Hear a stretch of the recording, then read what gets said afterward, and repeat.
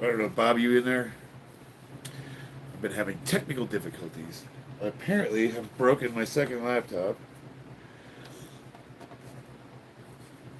but I have this little tablet I can use. Let's see, does this thing work? All right. So I just need something so I can read the chat. Um, is it working? Make sure the volume's down. How's this thing work? Here we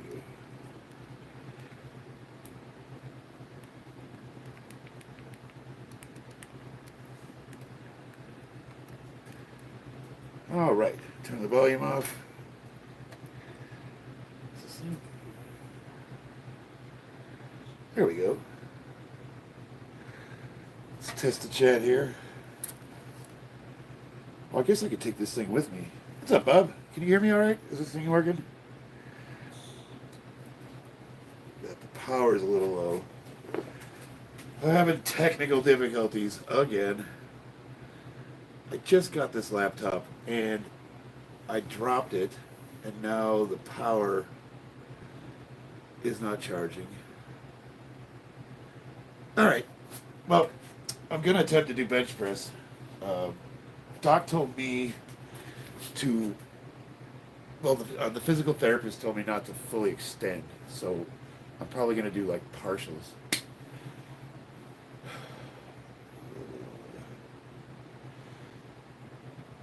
The camera perspective looks normal too instead of squished. Cool. So I'm going to do like, I'll probably stay in like the lower range of motion.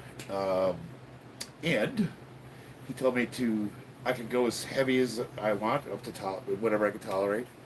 And if it starts to hurt, just stop doing it. So I'm going to keep it light. We'll start light and see how it goes. So this will be my first actual upper body training since I had the surgery on March 20th. And I can't find my sleeves. It would be really nice if I had at least one of them. Of these Iron Rebel bench sleeves. All my goodies in here. Handwrites. I don't see it.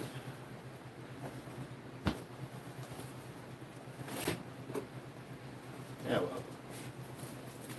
I'll be alright. I'll be alright without you. I wonder though, when I was 230 pounds, this would actually fit my arm. These are my knee sleeves.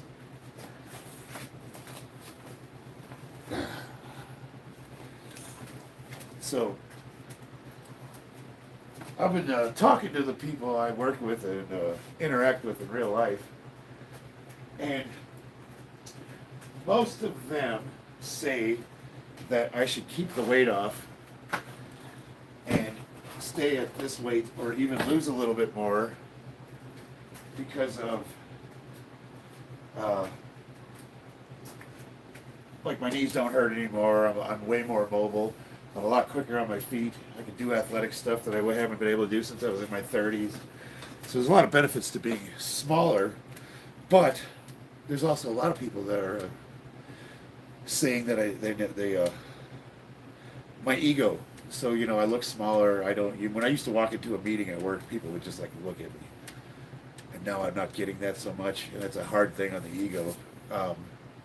So half of me wants to bulk back up and get super strong again. Well, I mean, I can still get strong at this weight, but half of me wants to stay light, focus on athleticism, and the other half of me wants to turn back into a gorilla, just because of the way people would interact with me, especially in construction.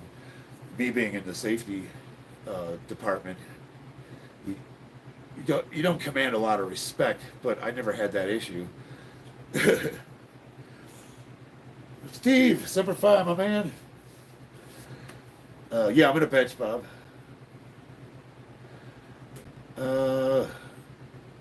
Oh, Spencer. Hey, Spencer, what's up? What's going on, man? How you doing? So yeah, Spencer. So I got the green light to start training again, and like literally the first thing that popped into my head was like, all right, let's order a bunch of anabolics and just blow up again. And then I'm like, well, okay. I'm at a crossroads where I could go two directions. I could focus on athleticism. I could even drop down to under 198 pounds and compete at that weight class if I wanted to train for powerlifting. And as a matter of fact, I could. So the last time I took time off from powerlifting, I actually got to about 190 pounds. I stayed at that weight, and I got as strong as I was when I was 220, and then from there, I got way stronger. So I don't know. I'm thinking like there's so many benefits to being lighter, especially at my age, with my joints that hurt. All my knee pain's gone. I'm able to jump again. The other day we were at the park, and I was literally able to just hop up and grab the rim. And I haven't been able to do that since it's been a long time. Saw you live with your training partner. Saw you ripping that 225 off the ground. Yeah, and it wasn't even heavy. You know what I mean? I was just like, one thing I have noticed though was squats. No, squats feel super light. I feel like I could just. I think I've developed a little bit of a complex. And I know it's all in my head. But I don't know. I mean, this has happened before. It's kind of like once you stop going heavy for even a short period of time, for me anyways, I have to almost convince myself I can still do it. I get really, really nervous under the bar. And then you do one or two reps and it's like, okay.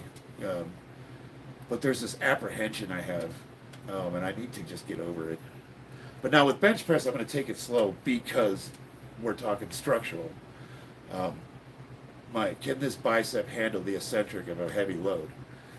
How was the 4th of July? I can't say it was bad. We bought a bunch of fireworks, so I was going to live stream it. But there was actually, our neighbors they're a bunch of assholes. And they were racing up and down the street, and there's kids playing out there, so we put cones out. And while I was in the house, one of them stopped and was giving my wife crap. And she's super combative. She'll straight up.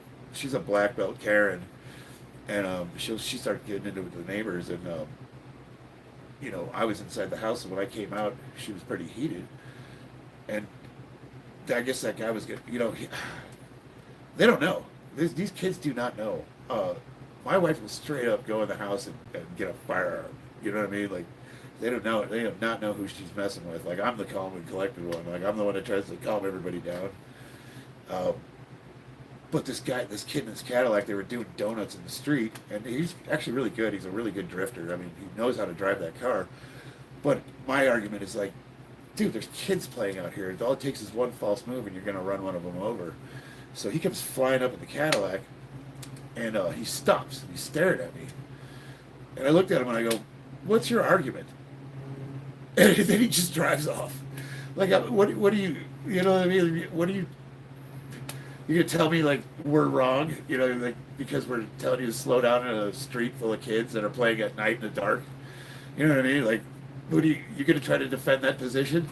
And so I went ahead and, I don't know if you can see it there. Where is it, right there? I went ahead and just got my VR60 and just put it on I was sitting on the tailgate of my truck, and I just had it sitting there just to be an asshole. I'm not going to point it at anybody, but they had those guys all. I mean, the adults in that house all know us, so they kind of I don't know if he told them to stop bothering us, but they settled them down. I live in a cool neighborhood. It's established. All the people that one thing in Vegas I've noticed is there's a ton of new developments with brand new homes that were all built in the 2000s. And when the housing market crashed in 2008, a lot of those properties got bought up. And as a result, a lot of those neighborhoods, even though they're all brand new, beautiful homes, 2,000 plus square foot, most of them are Section 8 and government housing. So the neighbors are really transient and they don't really care about the neighborhood. So a lot of people that own the homes in those neighborhoods are always complaining that it's kind of ghetto. And then conversely, if you look at my street where all the houses were built in the 80s, and at a glance, it looks pretty hood. But all the neighbors care about their homes. We all talk to each other. We all barbecue together. The neighbors next door, uh, they have a party every weekend, and it's like everybody's cool. You know, I have chickens in the backyard, roosters crowing at 4 in the morning. Nobody, we're all cool with each other. If there's a problem, we just talk to each other. If there's weirdos that are coming around the neighborhood, we can just call, and everybody watches out for everybody's kids, and it's pretty cool. And if there's ever an issue, most of us will respond, and almost all of us are armed to the tooth. So all it takes is one phone call, and you got like 10 dudes out there with shotguns, and it's like, what are you gonna do, buddy? Any absent Jarl, what's going on? I need to talk to you. I don't know where we're at with the Discord thing. Are we gonna live stream RB? What's that? What do you mean? Runner boy, how you doing, brother? That's not necessarily a good thing that she would go get us something lethal. No, it's not. No, I'm not endorsing that at all. I told her, I'm like, babe, you're gonna get me killed.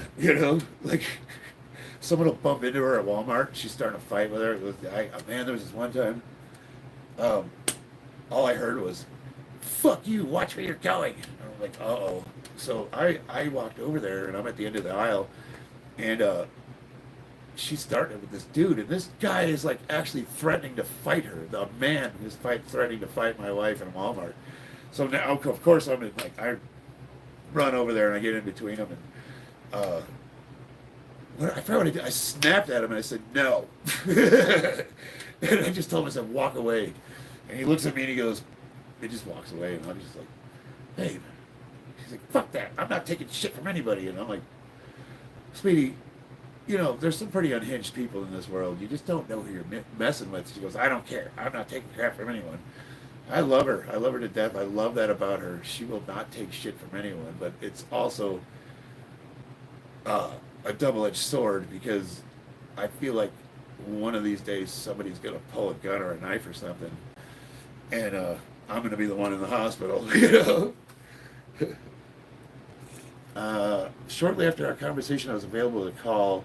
I've been pretty busy. Yeah, I have been too. I'm trying to get better at time management.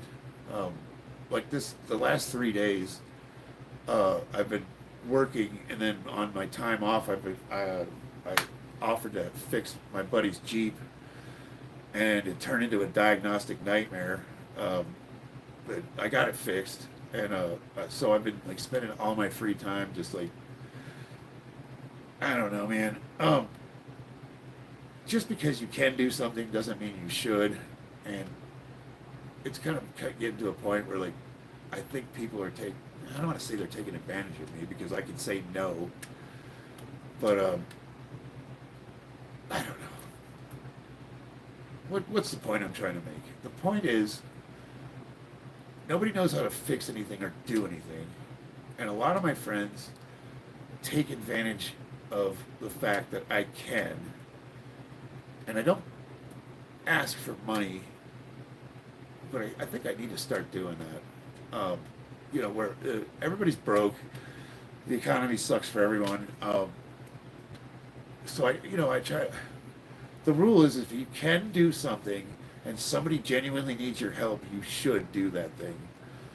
But there has to be like a point where, I fixed my friend's car, and he asked if I would do his son's truck, because his son's broke, and he just got this Ford F-250. It's a 91. It's an old truck. It's got a 7.5 liter big ass engine. And I said, yeah, have him bring it over. It needed a lot of work. It needed like, spark plugs, belts, timing, everything. It was just an old engine. And he drops it off, and I'm out there wrenching for hours. And he comes to check to see if it's done. And I told him, I said, I have to do this, this, and this. And he seemed really disappointed. And I'm like, this kid's never worked on a car. He didn't take any interest in it whatsoever. He doesn't understand how difficult it is, and a lot of people that are mechanics, they kind of make it look easy. And I don't know, it seemed like he was disappointed that it was taking me too long to fix it, even though I'm doing it on my time for free. And I just got to thinking, it's like, God, what happened? Nobody knows how to do anything anymore. Like, nobody knows how to do shit. They can't even change tires. What has happened? Like, I don't know. Like, I understand not everybody's a gearhead. I mean, not everybody's like whatever into, you working with tools. But like, I grew up, and the reason I got into auto mechanics is because before they had the cash for clunkers, all of my vehicles were pieces of shit that I bought for like $500, and I had to fix them or I couldn't drive. Or people are like, "How did you learn how to cook so good?" I'm like, "Well, you got to fucking eat, right?" And I learned how to cook because I like good food, and I lived on my own for so long. And now everybody's just buying box meals and throwing them in microwaves. It's like, I go over to my friend's house, and he asked if we wanted to come over and eat, and I said, yeah, that'd be cool. And when I went over there, everything was like instantly prepared. It was all processed food, and I don't, we're not gonna. What's up, sweetheart? How many people you got? How are you up at this time? I just did. And I should be asleep right now. What are you doing? I want to ask how many. What are you doing? About to go to bed. What are you doing? Like, what are you playing video games? Yeah, I was. I What are shut you it playing? off. Oh, I was playing Minecraft. Survival World. Yeah? But I wasn't creative or weird. You can't see the camera. That's it. If you're going to talk, you should at least get the camera. So what time is it? I don't know. It's like 1 in the morning. Yeah, it's 1:37. Damn. Oh, I guess, okay, I'm going to get started here, guys. Man, I'm surprised how many people are on. Especially at this time. Okay. I'm gonna go to bed if you need anything. Can I steal some ice cream? Oh, okay. Yeah, go for it. Honestly, that isn't what I came out here for. I just remember that we had ice cream.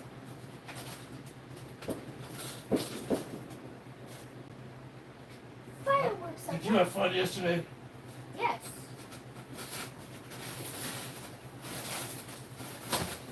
But there are fireworks at Well, so far so good. This is easy. Of course it is, Dad. Got no weights on there yet. Ooh, okay. Love you. Good night. Love you too, kiddo.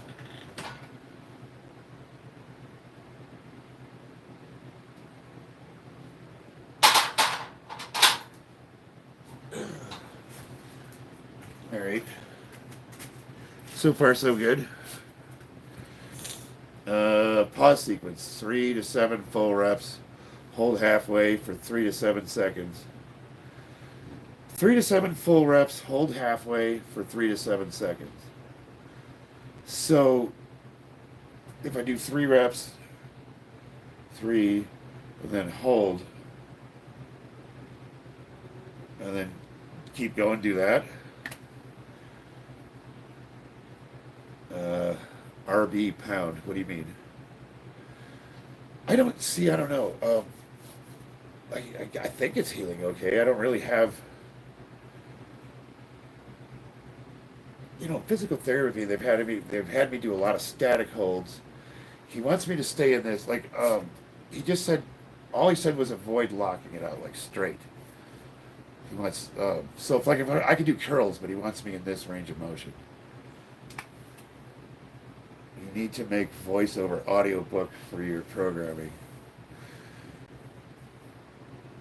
Yeah, so that, should I do full reps though, or should I do half reps to keep it in that lower range of motion? And then I don't know how heavy, I should go. So I'm just going to put 25s on there for now. I was going to use the football bar to keep my grip neutral, but the safest is actually fully flat. This is supinated, but pronated.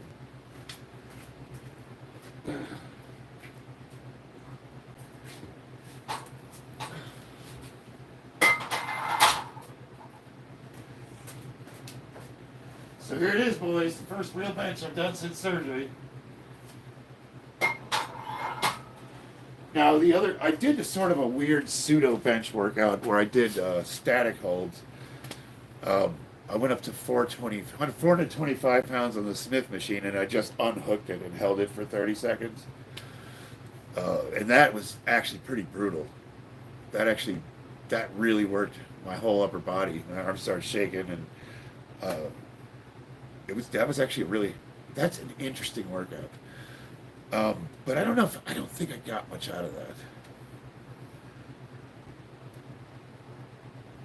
It definitely woke the nervous system up.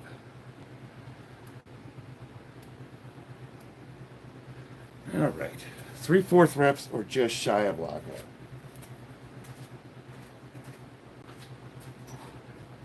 Man, I wish I had my elbow sleeve. I don't know if it's like a security blanket. It just feels safer. I guess I could probably wrap it with it. Let's see how.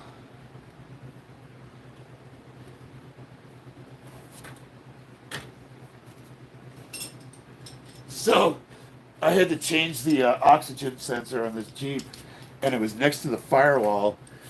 The video said to go from underneath the vehicle, you had to jack it up and then pull this fucking cover off the bottom. That it's like some sort of wind cover, and then it's this plastic piece of shit that covers the entire bottom of the vehicle, and then from there you could get to it. It's on the exhaust manifold. It's just stupid the way they make these vehicles. So I came up with an interesting solution. I have this crow's foot with an articulating arm and then two wobbles. So I had to reach down between the firewall and get it on there, and then from the top of the vehicle I could do this, and because of how much articulation there is in this thing, it kept falling apart, and then it would fall and hit the bottom of that stupid plastic thing instead of drop to the ground. So I had to fish it out with a magnet. So I got the bright idea of taping everything together. And this is like holy crystal meth, Batman. So this is the solution I came up with. And I could barely get it on there. And ChatGPT is one that recommended this. I asked ChatGPT, like, what's the best way to get to the second bank oxygen sensor on a 2014 Jeep Cherokee, and it literally said to use a crow's foot with an extension, and I was able to do it. I had this sitting there. I thought there was an interesting story. Like, if anybody saw that, like if it was you were in an automotive shop and you saw that, you'd be like, "What the hell is this guy doing?" Improvised reach around, yep. Yeah, dude. Oh, God, vehicles they suck. That's the other thing is like I have to stop telling people that I can fix their fucking vehicles. My buddy needed his spark plugs changed, and ignition coils. Okay, yeah, bring it over. Then I asked him, I said, what kind of vehicle is it? It was some Chrysler piece of shit, Dodge Nitro. I'm like, yeah, you know what, let me look this thing up real quick. So about an hour before he came over, I looked it up. And fucked me in the ass with a pine cone. This thing, you have to take half the goddamn engine apart to get to it. They get this stupid exhaust manifold that sits over the top of the engine, and it's tilted like, well, I don't know, like 30 degrees.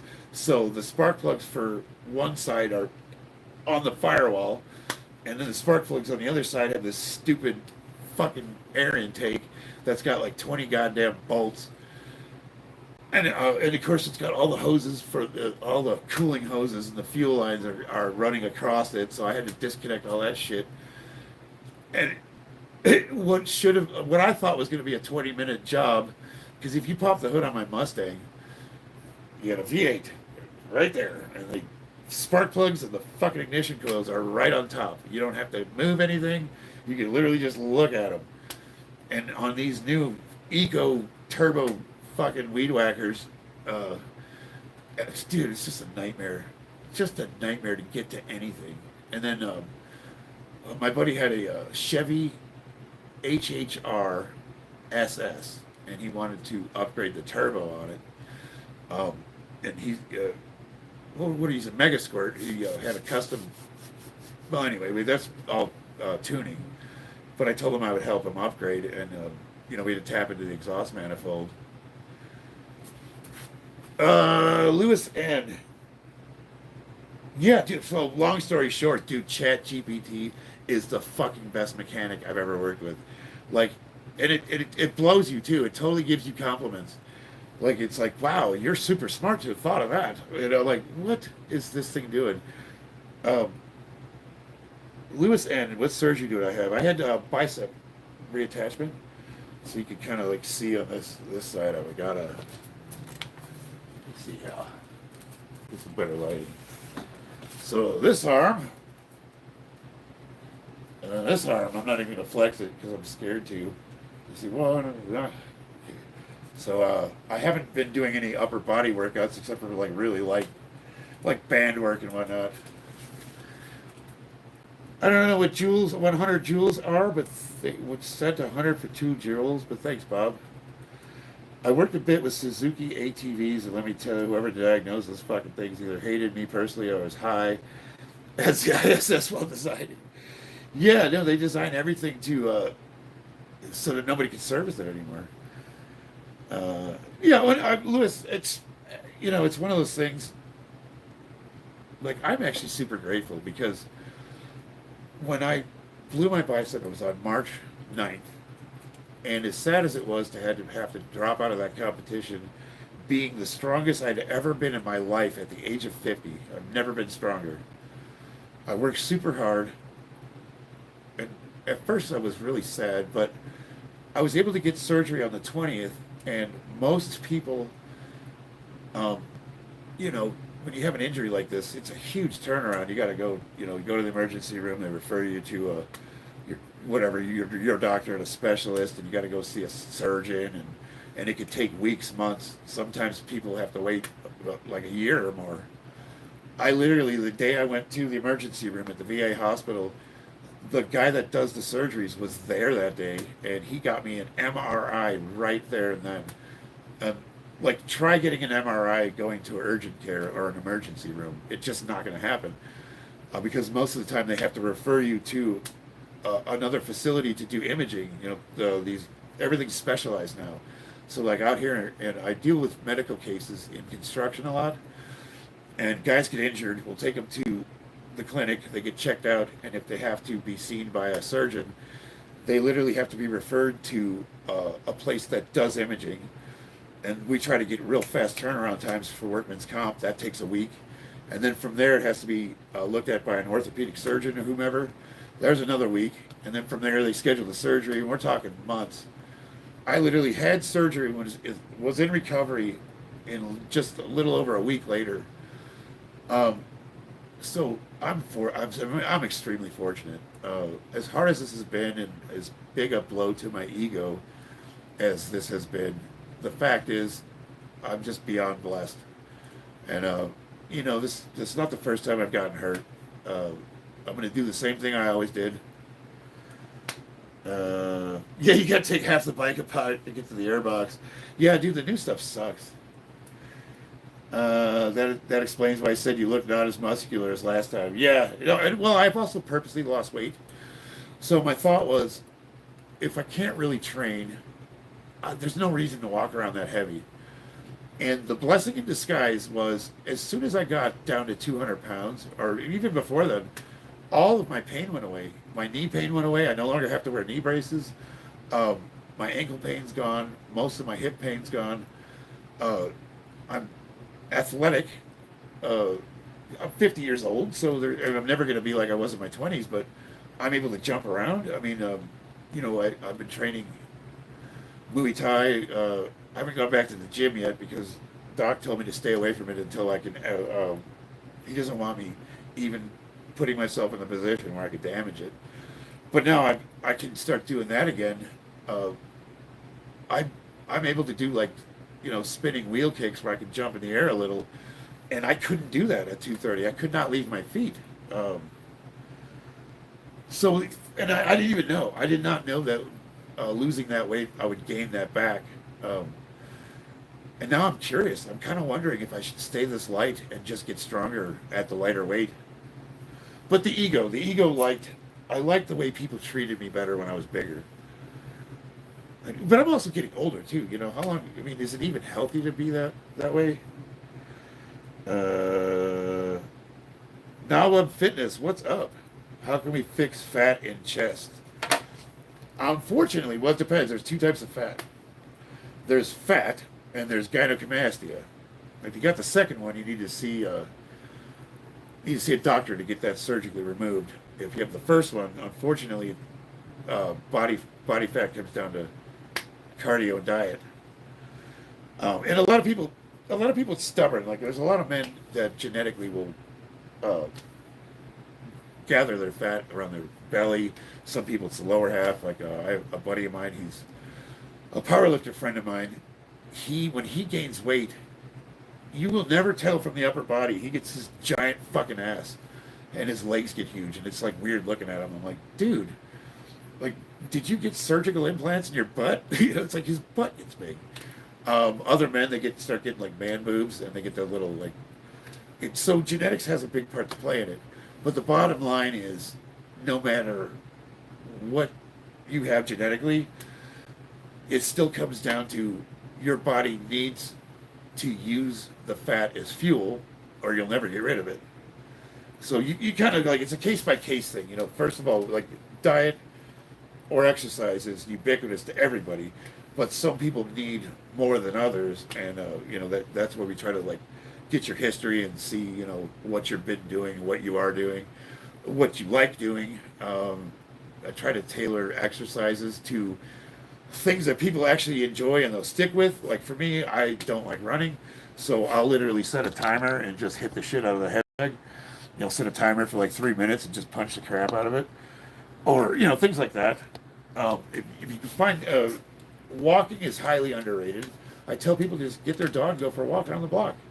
Push that, and you'd be surprised if you start introducing walking at a good pace into your routine, how effective it can be. Riding a bicycle, if you like to go places that are close to home, maybe ride a bike instead of driving. How many bench sets am I planning? I have no idea. Lewis, I didn't take it as disrespect. And even if you were trying to be disrespectful, I don't care. Church or Femme, Christian Rodriguez. I don't know what that means, but I think he's calling me a woman.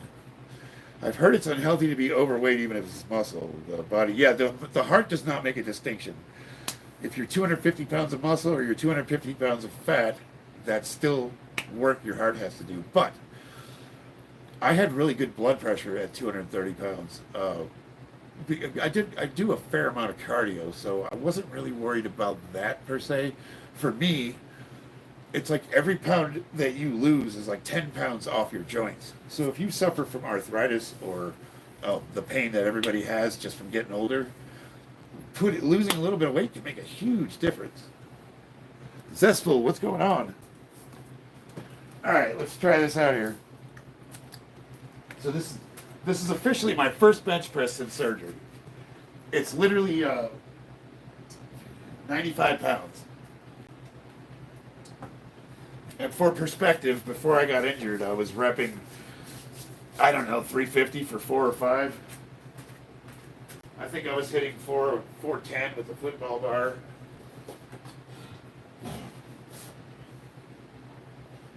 It's not about what you used to do, it's about what you are going to do.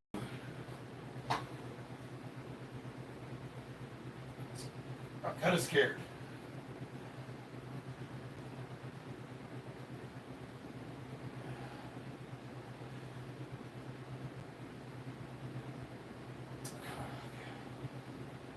Wow, I'm actually frightened to do this. I don't know why.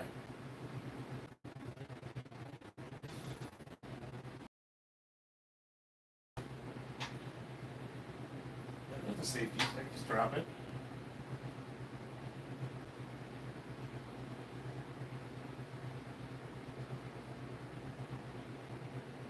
Okay.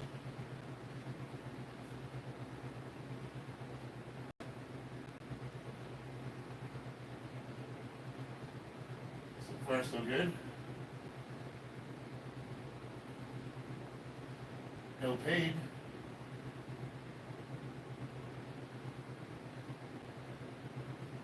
How long did you say to hold it for, Bob? I think 15.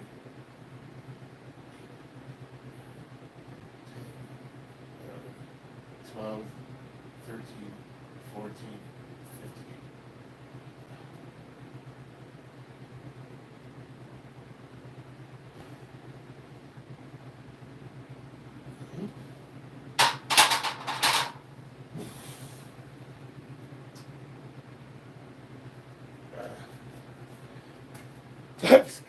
My brain, I just couldn't unrack it. I was like, my brain wouldn't let me. It's like, I'm like, go. Nope. Yeah. I literally, I couldn't do it. Like, unrack the weight. I mean, I did more on the Smith machine, so it was like I had a mental block. Dude, that was terrifying. Whew. Thanks, Lewis. God, that was fucking scary. I have a natural finger arthritis. It doesn't get worse, but I notice on cold days I've had this since 14. That's interesting. Was it like from an accident, or just is it like a genetic thing, or like a birthmark kind of thing? You got Asian in Africa. What's going on? Asian or Assad. Hello from Ukraine. Hell yeah. Zestful. I miss anybody? That was fucking terrifying. I don't know. I don't know what to tell. It was scary lowering it the first time, and scary putting it back in the rack.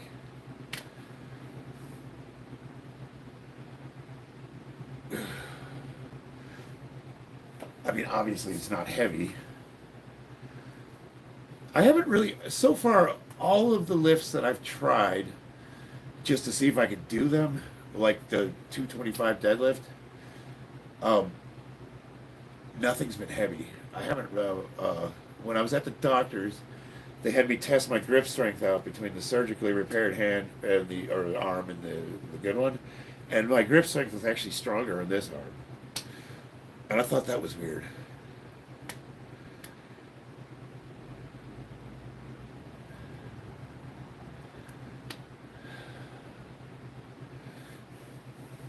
You did it, man. I was watching your form. It seems like you had no strength in your hurt bicep as the side was more straight than others. Yeah. Uh, well, I'm going to try 135. I mean, that makes sense. I haven't really done any work with this arm. So one of the things I've been doing is I've been doing these tricep presses where I'll push down, but I'll lower, raise it up with this one. Push down. But the limiting factor is this arm gets tired really quickly, and I'm not getting enough work in on this side. So the barbell is the great equalizer because you can only push as much as your weak side. And that's what I tell people if they have imbalances. People ask me, hey, I've got an imbalance. Barbell. You can't help but become equalized because you can only push as much as your weak side, and it will help it catch up to the strong side, and then from there it'll balance you out. Sorry, my messages make no sense. I knew what you meant, brother. Uh, oh, more strength in my hurt arm? Really? Yeah, watching your arm. More strength in your hurt arm is this side of the part was more straight.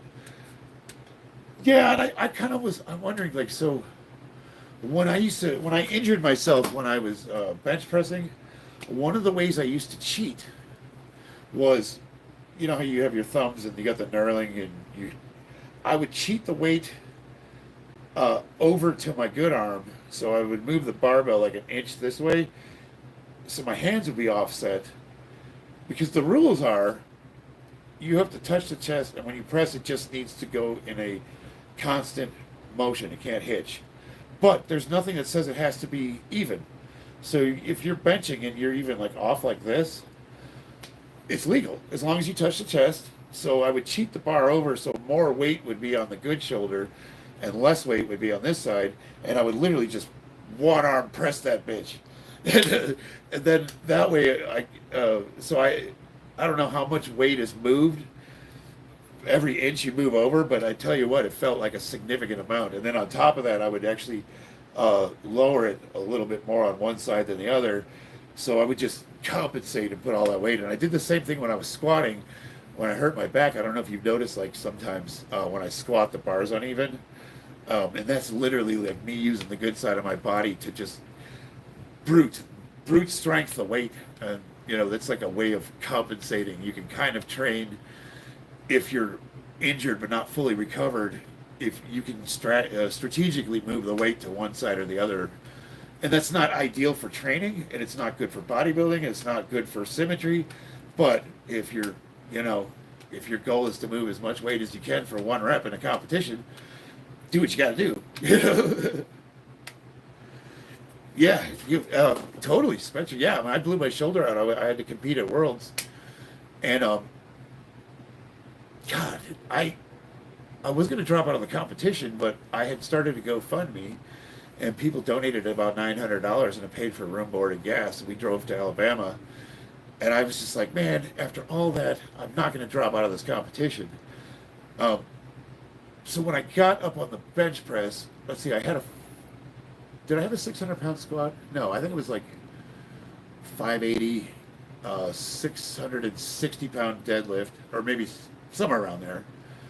But my bench press, I didn't know what I was going to do. I was going to do like a token 135 and just to get on the board. But I needed to, I had to get at least 345 pounds to do a podium placement.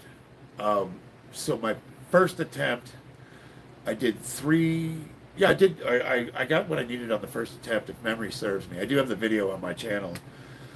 And that's what I did. I cheated that weight over significantly. I had a lot of the weight on that arm. And I was able to get that. And then the second rep, I did try to pad the numbers. I should have just dropped out. I should have just stopped at that. But, the ego got to me. And I thought, I'll do it again. And I did. So what happened on the second rep is when I was pressing up, my arm started to come out of the socket, and I immediately dropped it, but the spotters were awesome. They grabbed it and saved me. And I got it on video, so you could actually see my shoulders starting to come apart. And all the judges were like, "Ooh!" So I'm like, "Wow." And then after that, I had to do deadlift. So I'm up there on the deadlift, and you can see my arms all purple. That deadlift was actually the one that I use in my video, my little intro video that I do. That's that Worlds. That was in Alabama, U.S. or IPL Worlds, and I got a silver medal. I placed second, and it's funny because everybody told me how awesome I did because I placed second, and I'm thinking like, dude, I didn't get anywhere near what I wanted to get. I thought I was going to have a 1,700 total, and I got like 1,580 or something.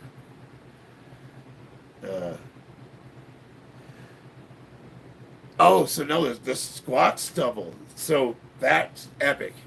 That one, I did an extreme water cut for that one. That was the last. Was that in September or March of 2024? I was super strong. That was a competition where I was going to really blow some records out of the water. But I was dehydrated. I did a really extreme water cut. I dropped like 25 or 30 pounds in one night. I got my weight, um, and then I had a little bit of problem with the refeed.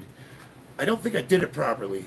I started drinking water. I was eating donuts and candy bars. And they tell you to eat. They're like, it's the one time in your life where you can eat garbage because you're trying to replenish all of that glucose. Your cells are empty. But for some reason, I just felt like I wasn't getting what I needed. And when I went to bed that night, I was still 10 pounds under the previous weight. So that told me I had not rehydrated to, I was still 10 pounds off. And the next morning, I started again. I was drinking. I was eating, donuts and whatnot. I got to the competition. First squat, awesome. Did 600 pounds. I think the second or third squat? I broke my record. I think I got 620. Epic. And then on the third one, I said, fuck it, we're going for it. And on the way up, I stepped forward and everybody freaked out. But the thing that I took away from that is I had the strength to finish that squat. I actually returned it to the rack myself. I squatted it all the rest of the way up, and then I was able to put it back. So even though I stepped out of the groove, I could have got that. But one of the refs, his name's Lonnie, he competes too. He said, you don't look too good. And I drank some water, sat there, waited for bench to start. And immediately when I went up for my first bench, I don't know, man. I was ready to pass out. I got my first attempt, and then he told me that I should skip the other two attempts and just drink water. And I'm like, you're crazy. I only got one attempt. I think I had like 350 pounds, and I was going to go for 400. I don't think I got my second attempt. I think I failed it. And then I did not take the third. I skipped the third. Somebody went out and got me lunch. And then I slept for like a half hour.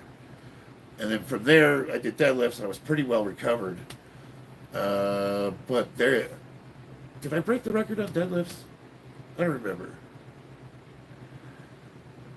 It was kind of one of those days where it was a bad performance, but I learned a lot. I learned a lot about water cuts. I learned a lot about like how to, what I did wrong. And, the other thing to consider is like me being at that time, I think I was 49 when I did that. Should guys our age even be fucking around with that? I think it's safe if you're trying to do 5-10 pounds, but 30, like, I don't know. I think I probably put my life at risk doing that.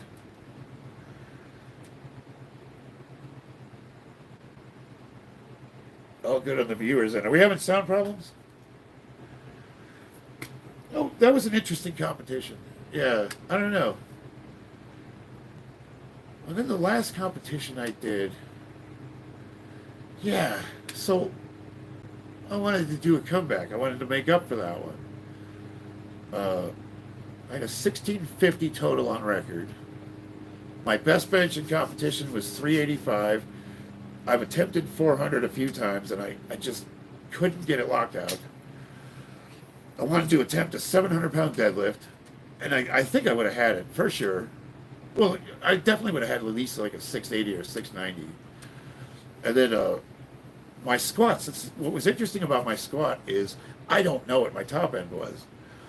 The last squat I did in training before competition, I hit 600 pounds for like 5 reps. And I'm thinking, holy shit, man! I don't even know. I did not max my squat out. I have no idea what it was.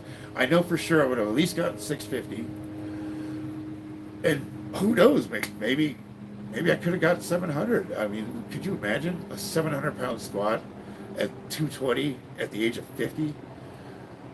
I mean, anything above 650 puts me like top all time, like top 10 and up, try top 5. For that age group. But I don't know. Greetings from Germany. We got Stanton Baron. What's up? Lippa Game. Team Trump from New Zealand. Oh man, New Zealand. All right. So for anybody just joining me, I have recently had bicep surgery. This is the first bench press I'm doing since March. So I'm going light. I'm probably looking at like this fucker's doing 135 pounds. Yeah, because I'm testing everything. So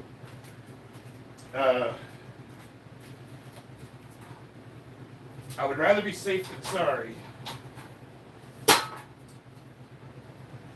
And I know. Dude, I'm fucking terrified. I'm scared shitless of this.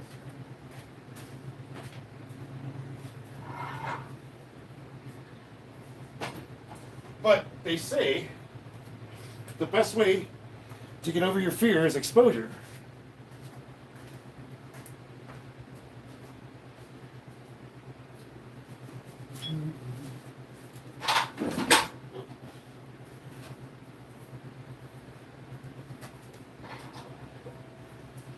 I wonder,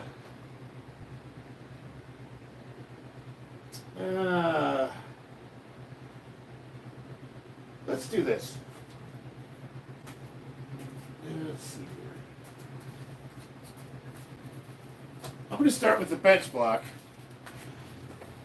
and I'm going to shorten the range of motion. And then I'm going to test it out, and if it's good, I'll shorten it again. So this would be a 5 board, that's a 4 board, that's a 3 board, and a 2 board. So I don't know if you've ever seen board presses, but this nifty little thing is a bench block, and it basically replaces a guy holding a board on your chest. And it's usually for overloads, but in this instance, I'm just going to use it to test. So we'll start with like a 4 board.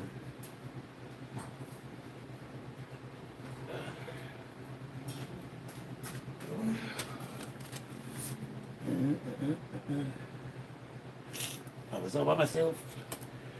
Do.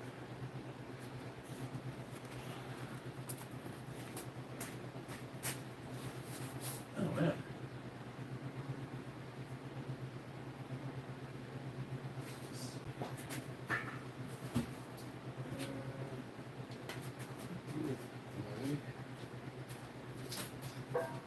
I did not see it. There is. And I am a mess. I need to clean this garage and put things away. I've allowed my injury as an excuse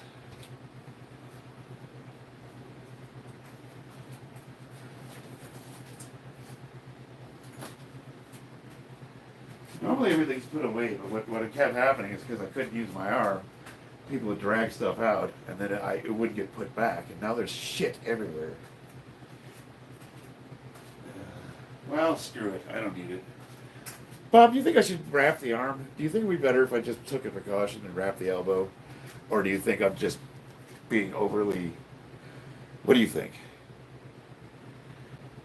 Thanks, Baron. Normally, like an Iron Rebel knee sleeve or a wrist sleeve, they're pretty tight and they do provide a little bit of resistance. Gauze wrap? All right. Should I use a knee wrap? Well, knee wraps are huge.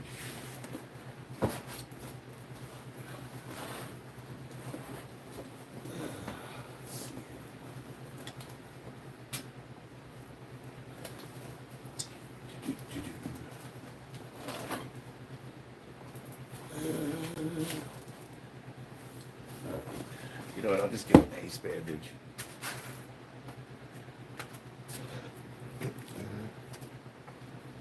It's like a security blanket.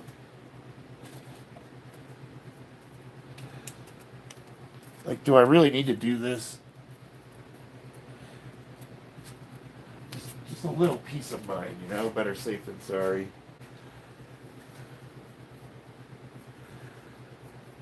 Oops, shit.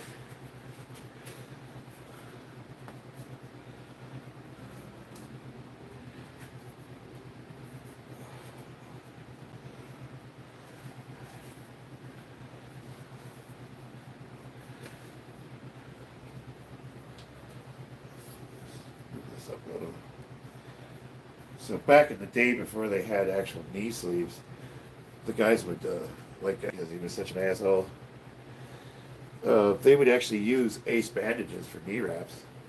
And they would tie them so tight, it would cut off the circulation. And now, with modern day equipment, they make knee sleeves that will add literally 20 pounds to your squat. The equipment's come a long way. But basically, if you wrap yourself correctly, you can add the reason why they're illegal in raw competitions is because there's just enough spring in this where it can actually put a few pounds on your lift. Now, even if it's 5 pounds, and if you're trying to break someone's record, 5 pounds is 5 pounds, you know what I mean?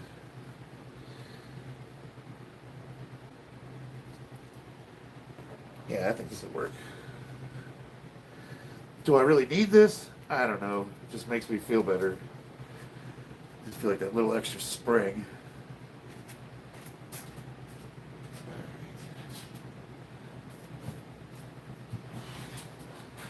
I'm going to test it out with this with a 4-bar.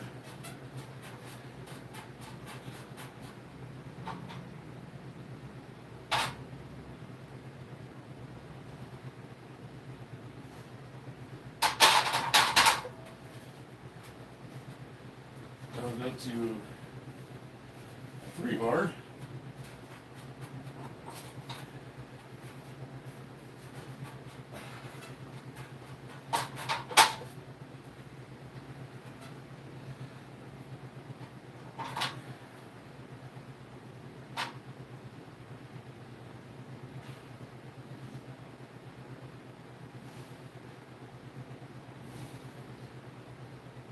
So far, so good.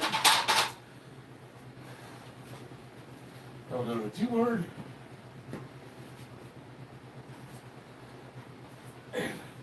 I'll just give it a minute. So, for context, I have not done any workout other than like really, really lightweight, like bands and stuff. On this bicep, I've not used it for anything because it was surgically repaired. So I can't do the eccentric portion because you don't want to put any pressure on that surgically repaired tendon. But now that I'm 14 weeks out, they told me I could go as much as tolerated. Back when I had elbow issues, wrapping my arm would help it. Yeah, really, yeah, no, for sure. I mean, and then if you have joint pain, compressing it helps. It keeps the arms warm. But no, they're literally illegal for raw lifting. You cannot use them specifically because they do add mechanical advantage.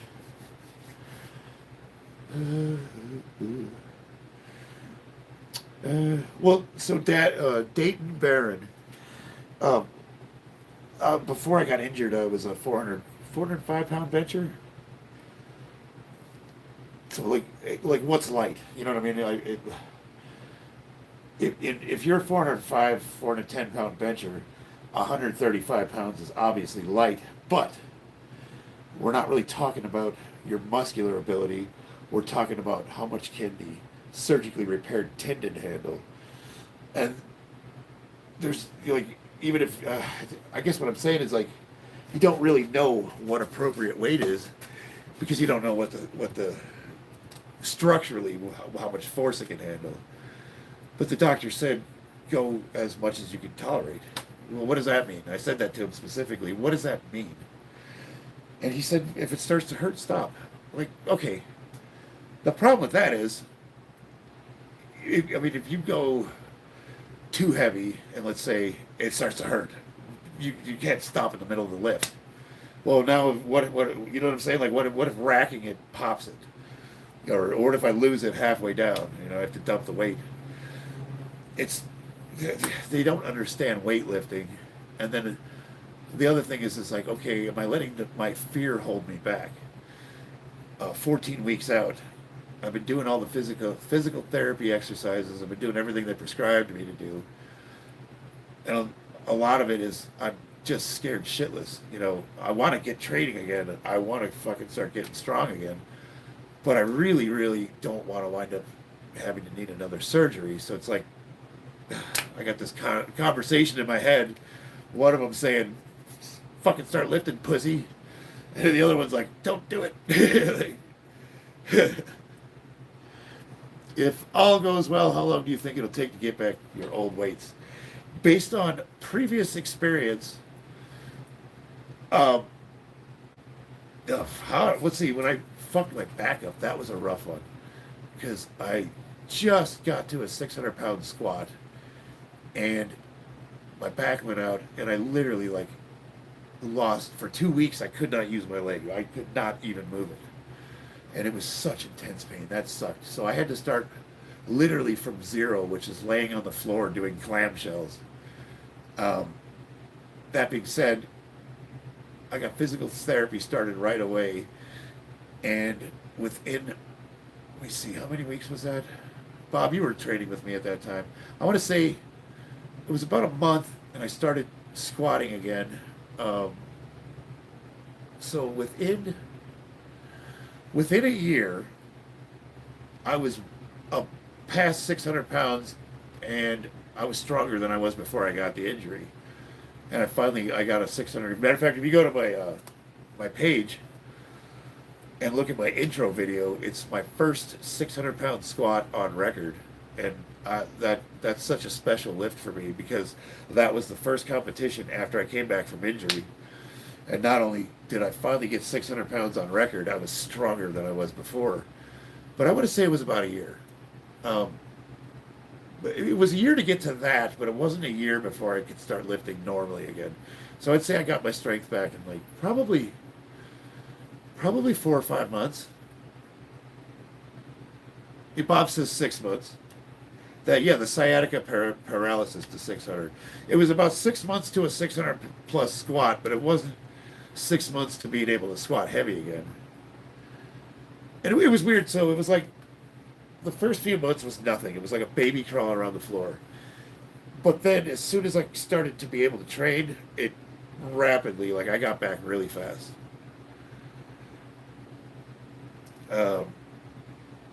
TW, thank you. Back when I need to get glasses. I keep saying that every video. All right, so we're going to try this 2 board.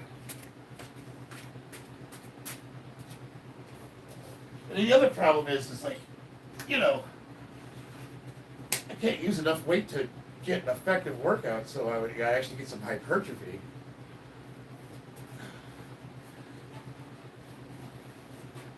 I'm going to cheat the weight up a little bit. It's down here and remove it out here. Flare my elbows a little.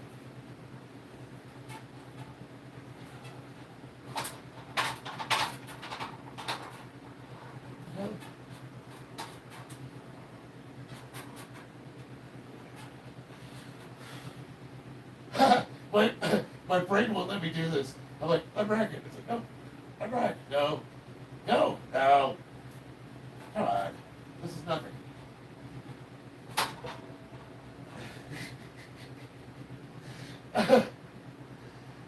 Come on, just do it. Come on. Come on.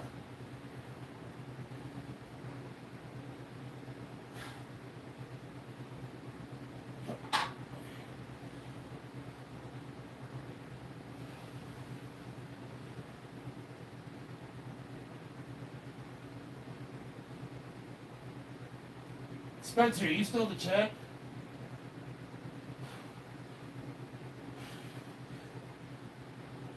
I want to show you what I did. So, that was good. So, Spencer, if you're still in the chat, I'll show you what I did in competition.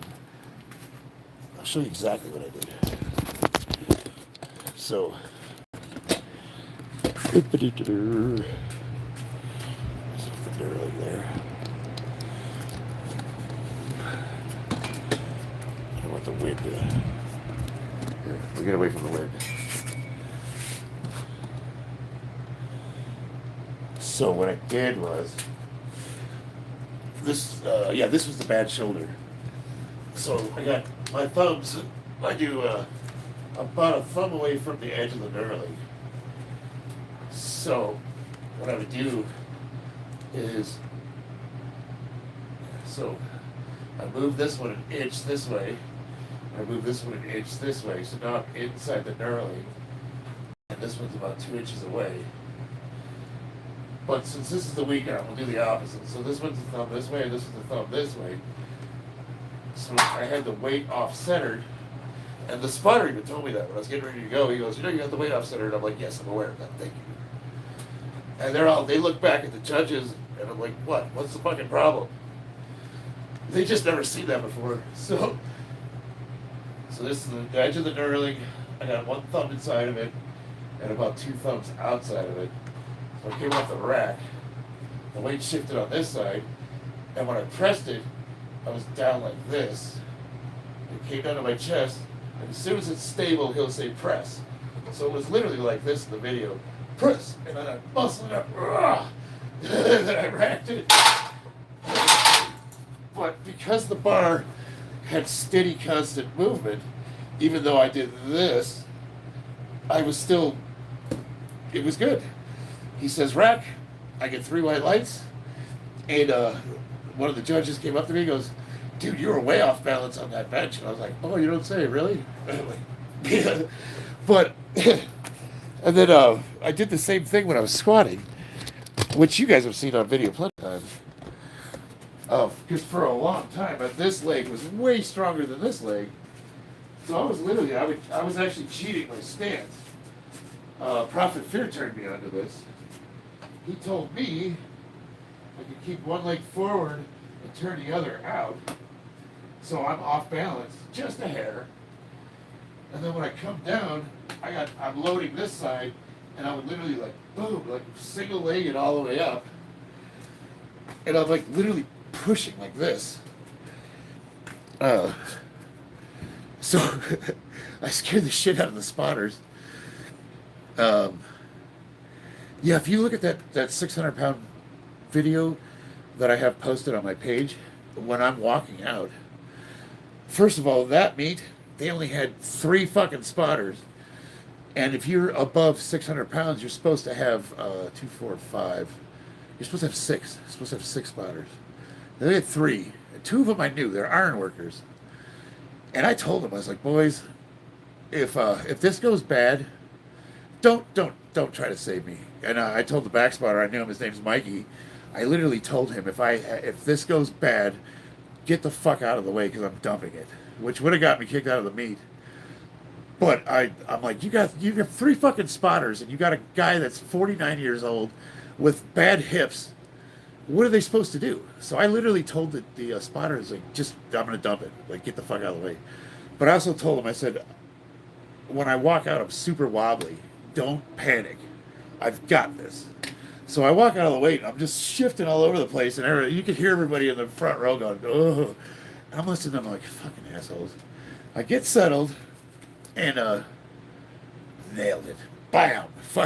Once I'm in position, baby, I'm like a fucking piston. And then, of course, walking it back. So the hardest part of the squat for me is the walkout. Like, I literally feel like I'm going to fly apart when I'm walking the weight back. But now, as soon as I get set, man, if I don't care if I'm hurting on one leg, as long as I got one good one, we're going for it. You know, with your shield or on it, as the saying goes. Let me plug this phone back in.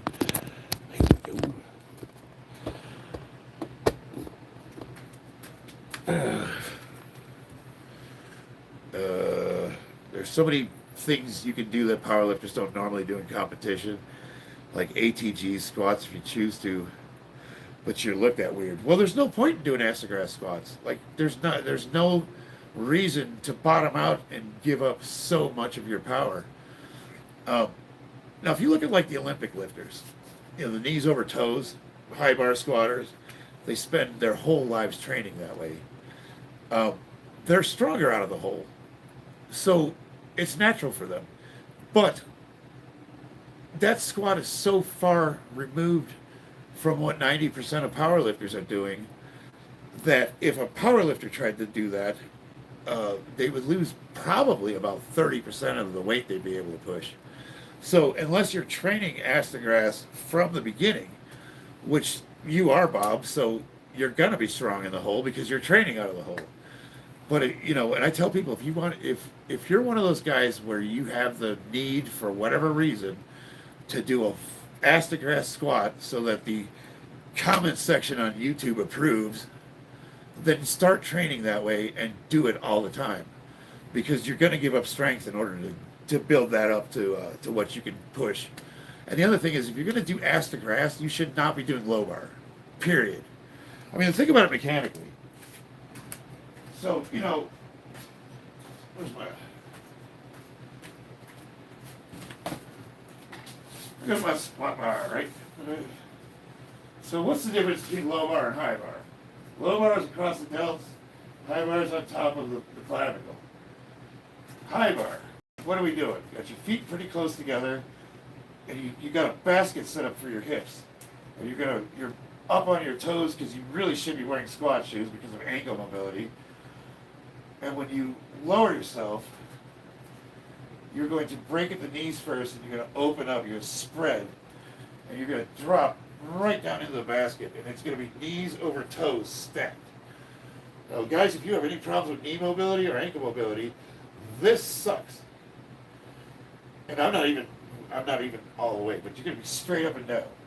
Bam. So when you're coming out of the hole, you're literally driving your hips forward, and you're popping straight up. So break the knees, bam, dip in. You got to open up the hips so that you can clear that impingement. And then you're going to power out. Low bar. Lower that weight. And you're going to, you want to bolt from your head to your ass, so it's going to be straight spines. And the one cue I forgot is to lock everything up. So I'm like locking everything down, and I'm going to break at the hips. Break at the knees for high bar, break at the hips for low bar. And I'm coming down like a leg press. And then from here, I'm pushing off my heels, and I'm like posterior chain. Now I've kind of got a hybrid. I split the difference between the two. But down here, I'm generating force like I'm trying to launch myself like a football player. You're getting ready on the line of scrimmage. That's all posterior chain. Lock everything back. Boom. Well, high bar, bam. You really want to get ass to grass because of the hip driving. You're bringing your knees and toes forward, and you're loading everything up, and you're setting yourself up in a position where you can use your quads and your posterior chain to pop out. But if you're low bar, you're loading yourself back. Well, what does ass to grass from here look like? You're all the way down here, and that weight brings you forward like a pancake because your center of gravity is here. So a lot of guys are doing this. That's where you get that pancaking from. So how do you fix a pancake? You bring the weight up, which forces you back. And now where are you at? You're not in a strong position down here. You want to be over your hips, over your heels. Like, you give up so much strength in a low bar squat trying to go ass to grass, it doesn't make sense.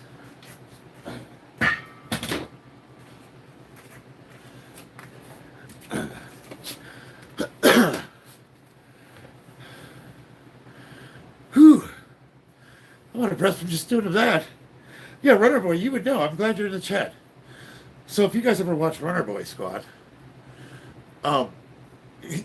textbook, picture perfect, high bar squat. It's like a beauty. I'm not gonna lie. You have a beautiful squat.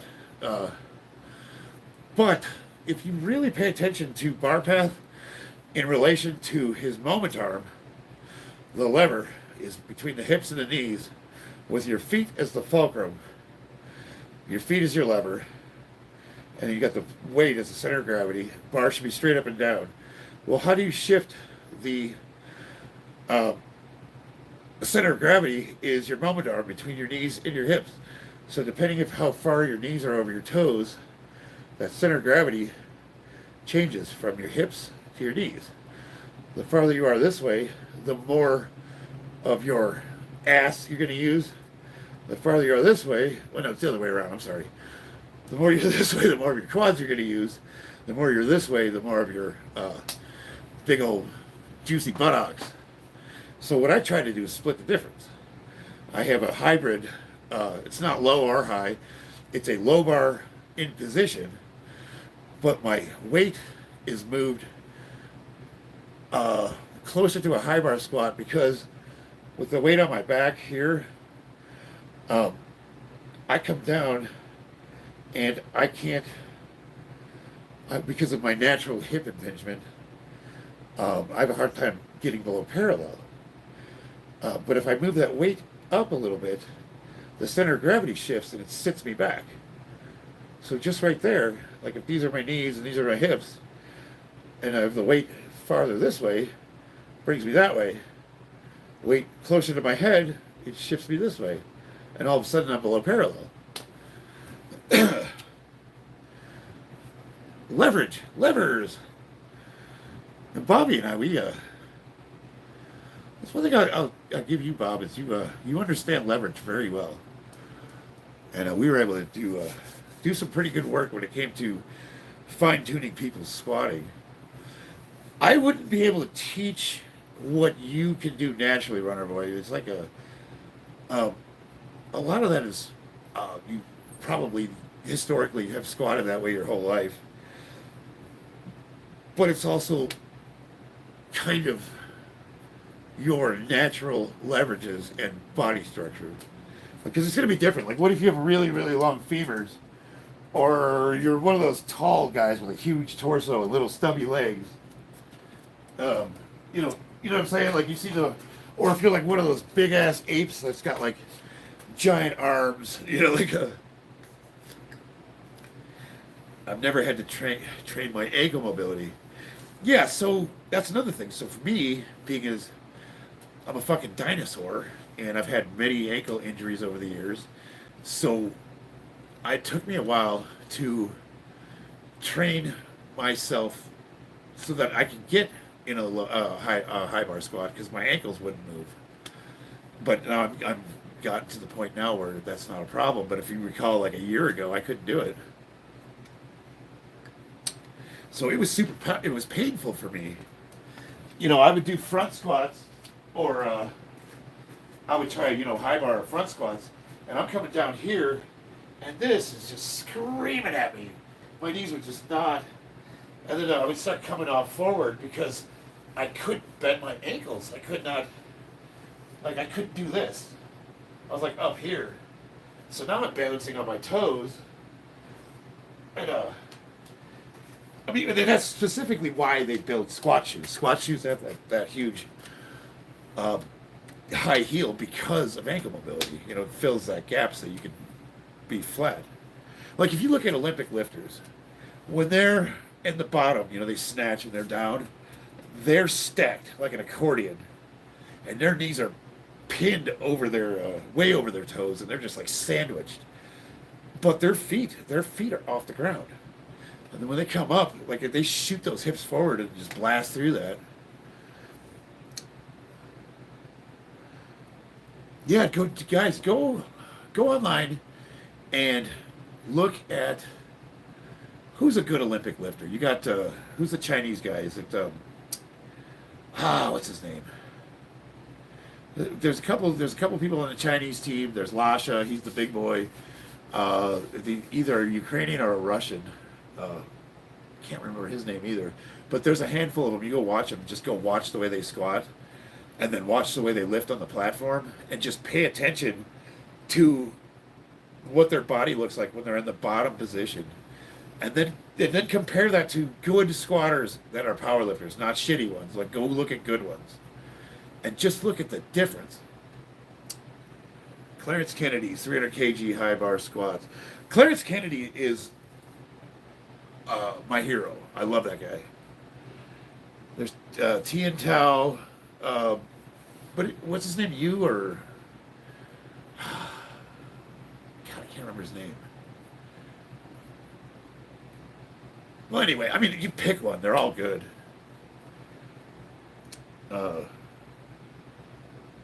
Spencer, I would consider you kind of an expert in this topic. Um, I watch your videos, and a lot of the work you do is pretty amazing stuff. And I keep telling myself I'm going to do some of those, but I get fucking lazy. I love your content, Spencer. I think you could. A lot of people, if they started watching your videos more, especially ones that are like coming back from injury or have like some sort of a physical issue, they would get a lot of good out of your content. Yeah, but so all of us have limitations, you know. Um, what does prevent you from that though? Like, what is I recall you talking about it. What was the issue? How come you can't? How come you can't squat like that? God, you pick up so much weight off the ground. It's like, fuck. Like, I got to thinking I was a pretty strong dude, and then I watched you pick that shit up, and I was like, holy crap. That's got to be a world record for that lift specifically. What was the one you did? What was it? What'd you call it? It wasn't a Zercher lift, was it? That one crazy lift you did where you... I'm going to have to go look at your channel. Hold on here. We're going to Spencer Graziano's channel. And if any of you guys... oh, fuck. I'm using this stupid tablet. Let's see here. Go to... What the hell? Go to channel.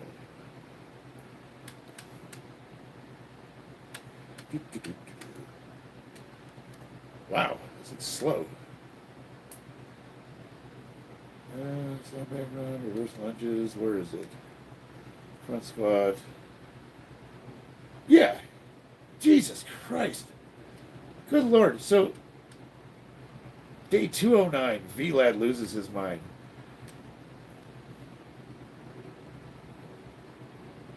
Let's see if I can... Where's he at? I'm going to see if I can get to the lift. I'm going to show you guys on the screen here. Like, you're not even at your top end yet. Look at this. Oh, get past it. Is this the one though? Oh yeah, here you go. This like just look at this. It's fucking insane. Is it going? Oh, I hate this thing. Hey, here we go.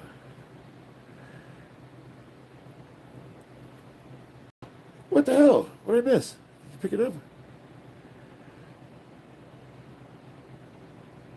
Where's the one? Where's the one where you got this? Broken hip deserter deadlift.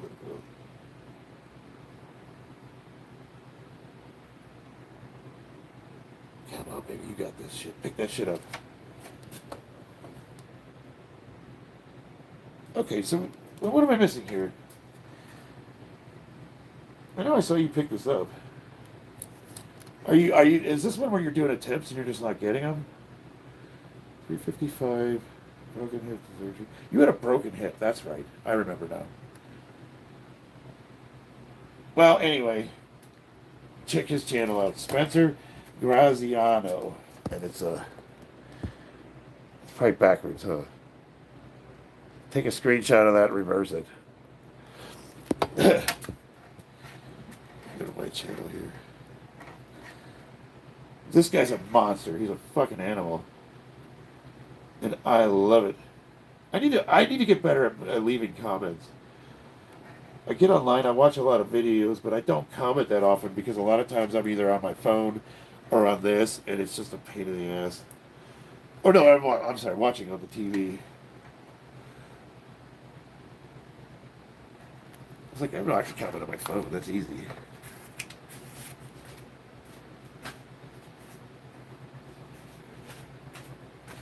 All right.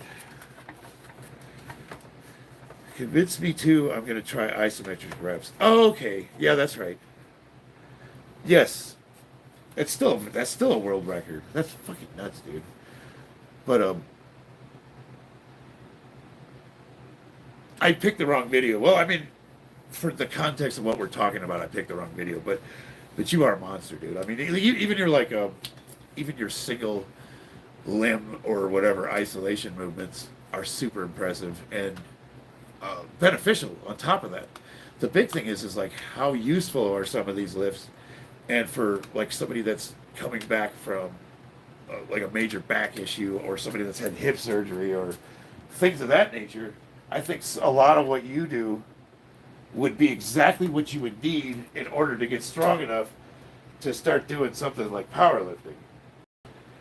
The guys I trained, you know, they're one of the most. I'm sorry, I'm getting a tissue here.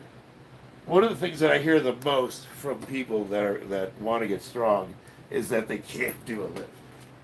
I can't do it, and I always say like, okay, well, why can't you do it? Let's start with that. And then we look at where the issue is and we start attacking that, because I don't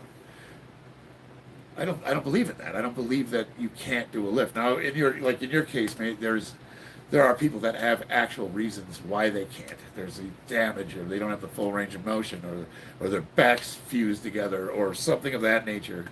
But for most people, can't do the lift is an unaddressed underlying issue that they've done nothing to fix. And once we tackle that, then they can. But most people don't want to do that kind of work. My buddy Joe, he could only do a quarter squat. He could barely sit in a chair. And within 3 months, he was doing ass to grass squats full body weight, and he's a 300-pound dude. It literally started with us sitting on a stool that was, a third of a squat, and then lowering it over time until he could do a body weight squat. And once he could do that, once we had him doing sets of body weight squats, we put that barbell on his back, and that motherfucker was doing all 3 compound lifts. And I was like, can't do it, huh? Consider going back to the drawing board on bulletproofing. Well, yeah, for sure. So I was talking to my doctor, and, he says what we already know. I'm getting old. I was on anabolics, even not for long, since 46. So we're talking like 4 years. But it's still part of the calculus. And he said that I did a lot of good things, like using the camber bar, extending the range of motion, doing ass to grass squatting, doing a lot of the single leg stuff, doing the Jefferson curls, doing the profit pulls, things of that nature. So we're doing a lot of good stuff. But I wasn't doing really anything for arms. So like all of this was just from doing rows. So we weren't really taking advantage of what we were doing to the lower body. We were not applying equally to the upper body. We're doing yoga. I mean, I could fucking do the splits in 2 directions almost, but we really don't. I wasn't really stretching the arms. I wasn't really doing any of that. So I think starting from now on, my tendon and ligament strength is going to be my primary concern, and I think that the musculature will follow it. So it's going to start with the strength and range of motion, rather than have that as accessory work. Does that make sense? And then even then, there's no guarantee. Somebody was telling me that one of the lifts I did was unsafe because he hurt himself. And I said, well, first of all, is there anything as 100% safe? Second, that might be anecdotally true for you, but where do you have any kind of statistics to suggest that that's, widely accepted? Like, don't put your shit on other people. Just because you can't do it doesn't mean it's bad for you. I've done all that. Ankles are the least of the concern. The lift beats me up and I can't get stimulus out of it. Yeah, and that's another thing to consider is like, so not everybody, like, I don't care if my calves get bigger. Like, I don't give a shit. There was like, but after this, I'm like, well, maybe I should start working those too. So that's why I've been doing a lot of like just it's a whole body, and I think what you have to apply to one system has to work for everything, and it's really easy to take for granted if you've never been injured. But when that day comes, man, I'm telling you, it's really deeply affected me. And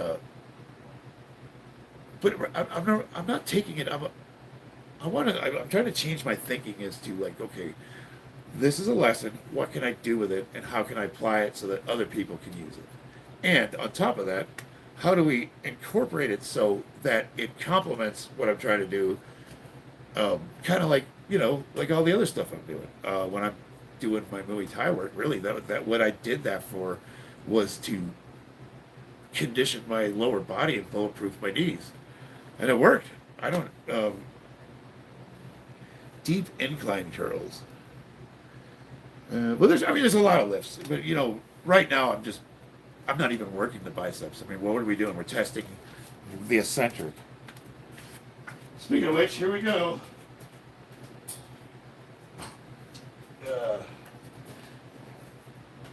Oh man.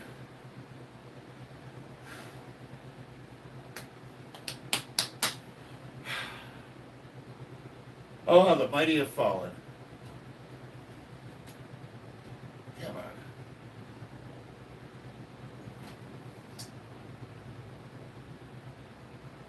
I got an idea.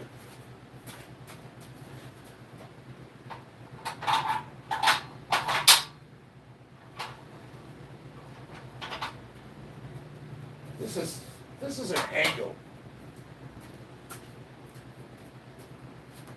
I can kind of use this.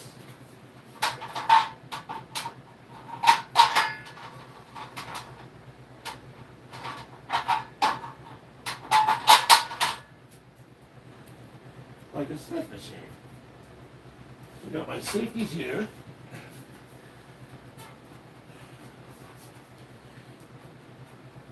So like I can ride this thing up the rails.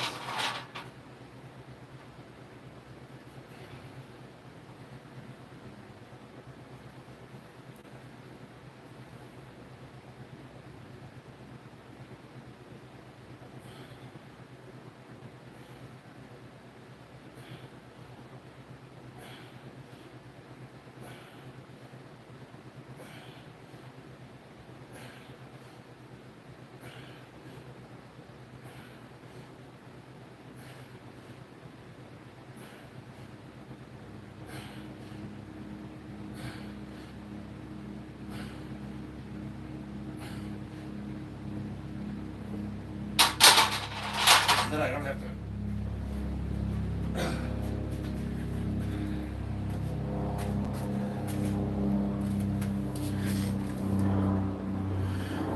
Yeah, that feels a little safer because I don't have to start locked out. If I have to dump it, I can just let go of it. So let's get some more weight on there. I don't want to get too crazy.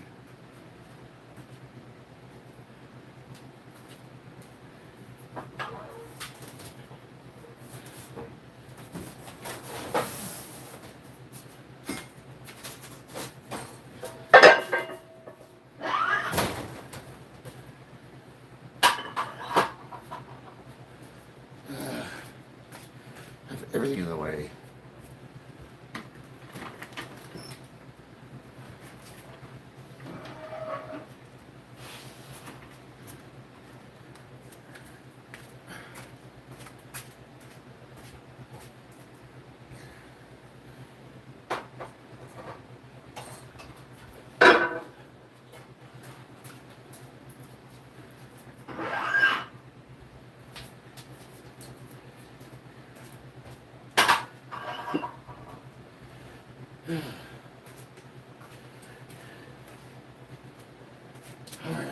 Wait a minute here.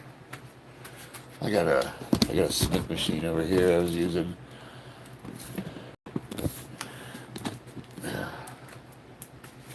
Use a Smith machine. The theory with that is I could push off the chest and lower with one arm. I want to create a super cambered barbell to allow for seated incline curls. What do you think about this? Super cambered barbell for seated incline curls. Incline. How would that work? Oh, because you're going to be leaning forward and the camber allows you to go up against the chair, right?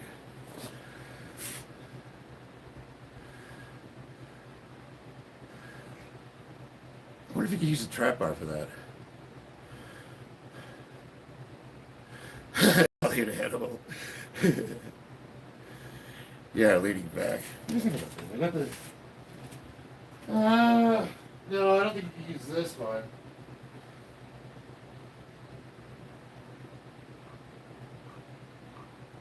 If you did, you'd have to hold it really wide.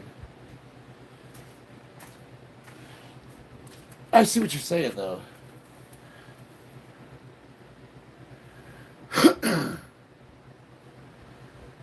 Need more than your McDonald bar. Yeah. Safety squat? No, probably not.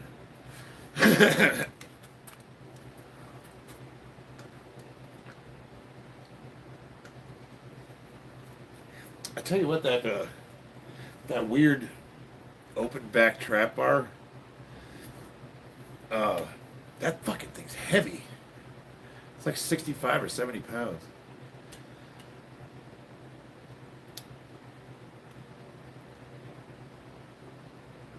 Yeah, why do you call it a McDonald's bar? I forgot what the joke is with that.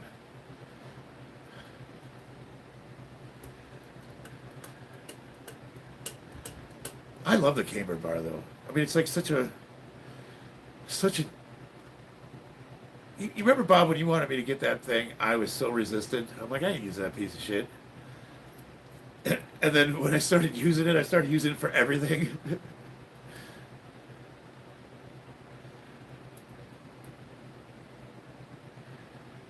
Yeah, no, I mean, it's what I like about the camber barbell is it's only got a 4-inch bend, but it's enough where it moves the weight center of gravity on the squats forward 2 inches, and because of that, it makes it way more quad heavy.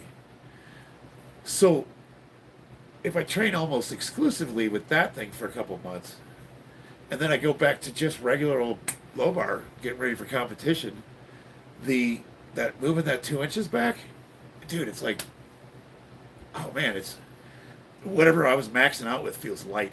It's just that little 2 inches where just move the center of gravity forward just a hair.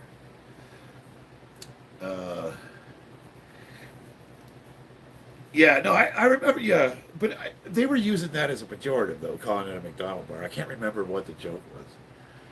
I thought it was Louis. Louis was calling it like a gimmicky piece of shit or something. The Duffin bar. He's got the Duffalo bar. Chris Duffins. So the cool thing about Chris Duffins is he's one of the only masters lifter over the age of 50 to be in the 2,000-pound club. And I want to say the next in line would be oh God, what was his name? A White Rhino. Stan Efferding. Those are the best of the best over 40 lifters of all time. Totally natural, 100% natty.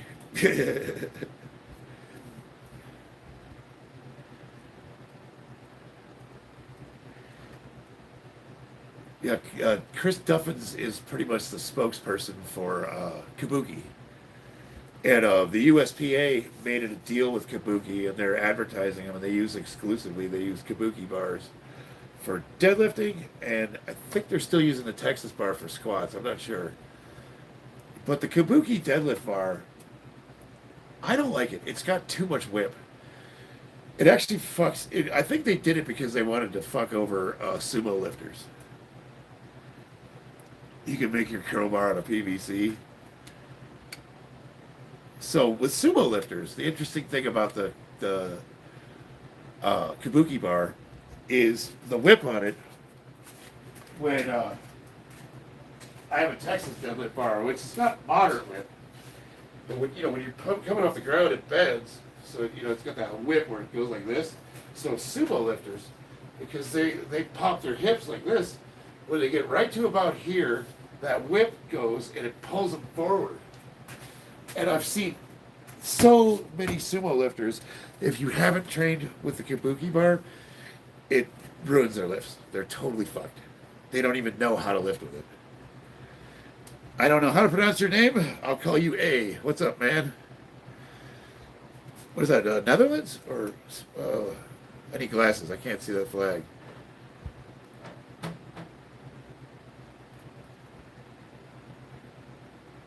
me see here. Oh, my mouse isn't working. Can I blow that up? I'm trying to see your flag, but I can't. I know it's blue and white. I'm sorry. I need glasses. Can anybody see his flag? Where's he from? I can't make that out. Got a question, but it's pretty long. Just a heads up. Well, you type that up, and I'm going to do another set here. I just added 20 pounds. No big deal. So for anybody that's in the chat, I wasn't here before. This is the first bench press I've done since surgery, so I'm going light. I'm taking it slow. Greek. Oh, okay. Oh, yeah, now I see it. So that's a cross and a blue square. Oh, yeah, okay, I see it now.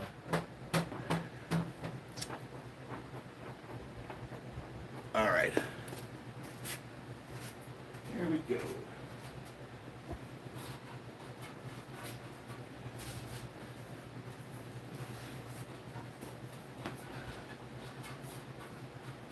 I'm sort of riding on the rails of this thing like a Smith machine. So the problem is I don't know how much, I don't want to overdo the eccentric portion with the bicep. I can push up as much as I want.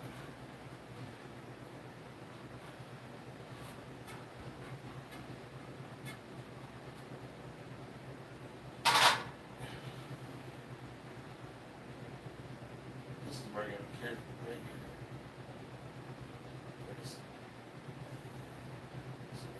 Okay.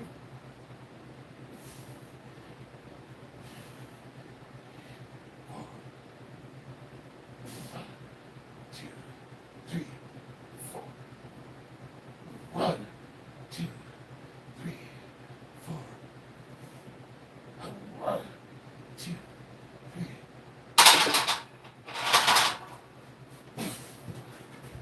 So the last one felt weird. It wasn't painful.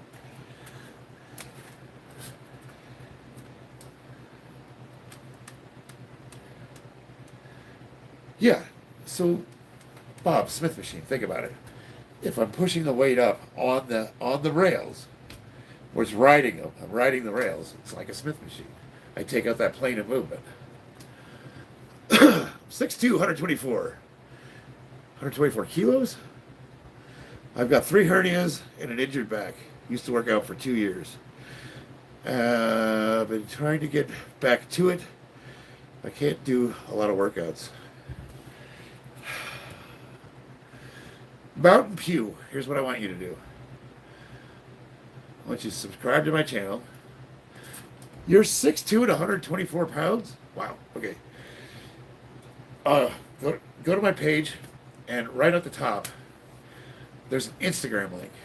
I want you to hit me up on Instagram, and you and I are going to have a chat in private, because there's a lot here. I would have to, yes, I can help you. Yes, I have opinions, but there's a lot. I need to get to know you. I got to figure, we need to have a conversation.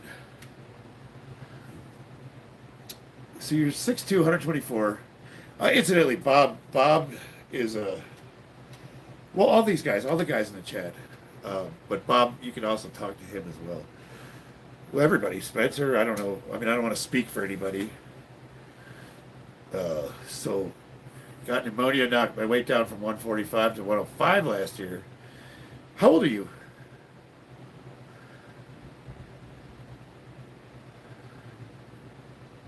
You were 145 pounds? At 6'2"?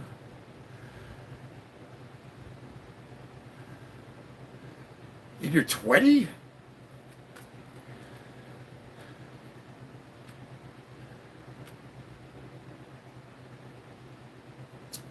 Think about this. When I was 19, I went in the Marine Corps. I was 145. When I came out of the Marine boot camp, I was 175. So 35 pounds. 30 pounds I put on.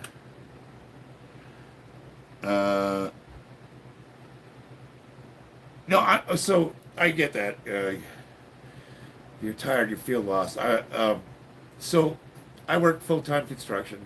Sometimes I work 2 hours a day, and I'm working in my garage, and I don't have much to do. Other days I work 14 hours. We're kind of in that phase of construction where new projects are starting, and the days tend to be longer than shorter. However, I'm going to commit to helping you out. Now, what that means, that means I'm going to help you. I mean, I'm not. I'm a man of my word, but there's going to be times where like if you message me and I'm at work, you might have to wait. You know, I'll always do my best to get back to you, and I'm going to make time to do one-on-one with you, just because there's a lot. I need to get to know you. There's a lot going on here. I got a lot of questions. 3 hernias. What caused the hernias? It's injured back. I have a severe back injury, but it was an accident. Trying to get back to it. So, can't do a lot of workouts because you probably need to address the root cause. So the first thing we need to do is find out what is wrong with you and fix that, and then complement that into training. So you being 20, unless you are so broken that you can't be repaired, I'm going to say that there's nothing you can't do once you get sorted out. But, I'm going to give to you what you give to me. So like a lot of people, they'll hit me up and they either don't have patience or they're not willing to put forth the effort. And I don't really think I ask much. But the one thing I do ask is for consistency. If you're not willing to be consistent, I can't do anything for you anyways. That being said, consistency is like, what? Spencer, what is it, 3-4 days a week at the most?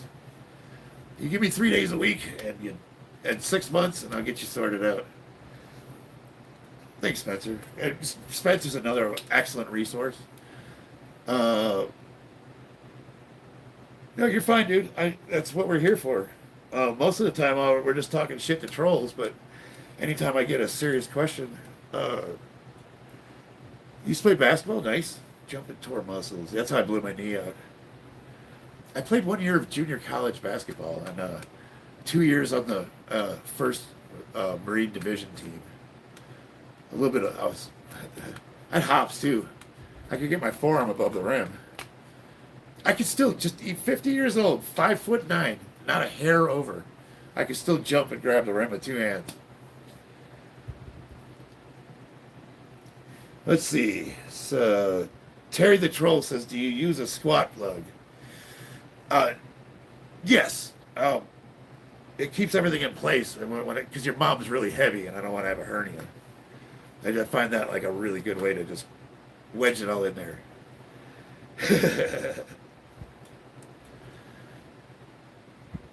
I like to get the ones that blow up though, so they stay in place. What are you gonna report me for? Terry the Troll is gonna report somebody. Yeah, okay. Good luck with that, dude. He's asking me if I use a butt plug. He's gonna report me. Well, so you can report me. Look, Terry, I'm not gonna call you a retard because I wouldn't do that. I would never call you retarded. I mean, even though you are, I won't call you that. Does that make sense? I don't want to get in trouble. Made fun of your mom. I've had fun with your mom. Terry the Troll. So, Terry is the son. The mom is the troll. Oh, let's see. I got a joke. I'm working on it. No. If you're going to come to my page, you got to put them up. You come at me. We're going back and forth, buddy. You're going to do what? Report me for clapping back? I was trolling this guy, and he said something back to me. Report me, dude. Get it over with. Do it right now. I hope you do. I screenshot that just in case. There we go. That'll be interesting. Now, let's see. Let me know how that works out for you. Bro, if you're going to call yourself Terry the Troll, you need to come with it. Don't be a puss. I'm not calling you a wuss. You are, but I'm not calling you that. Okay? But no, come on. We have higher standards on this channel. Everybody's watching you right now. This is your moment. Your mic drop. Let me have it. What do you got, man? I'm reporting you. Weak. Terry the Troll is weak. White Dennis Rodman. Oh man, could you imagine? What would that even look like? Dennis is a weirdo. I really like Dennis Rodman though. That's my generation. Mountain Pew on his YouTube channel. You can click his about. Oh yeah. So, Mountain Pew. So, yeah. So I'm actually gonna put in the chat my Instagram address. I think it's just Charles.Widener. But like, yeah, on my page. If you go to my page, and you better subscribe to me if I'm helping you. So if you go to my page, like literally right underneath my description, my Instagram address is the first thing. But here we go. I'll put there, Charles RLVS WEIENER.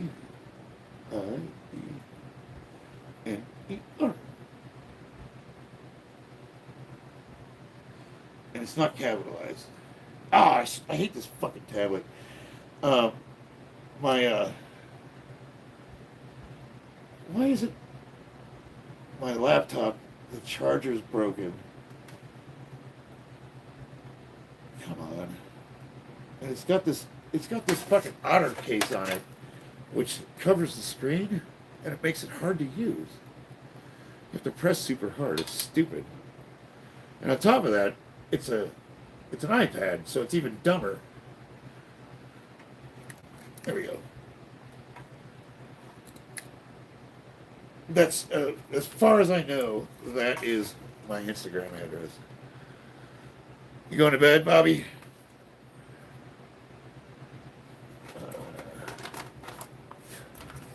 I'm almost gonna call it a night here, guys, because it's getting pretty late, and I've been on for almost 2 hours.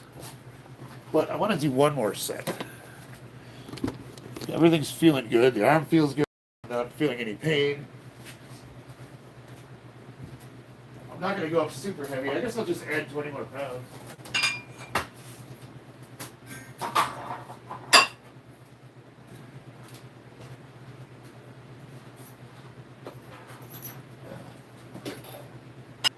That's a bummer.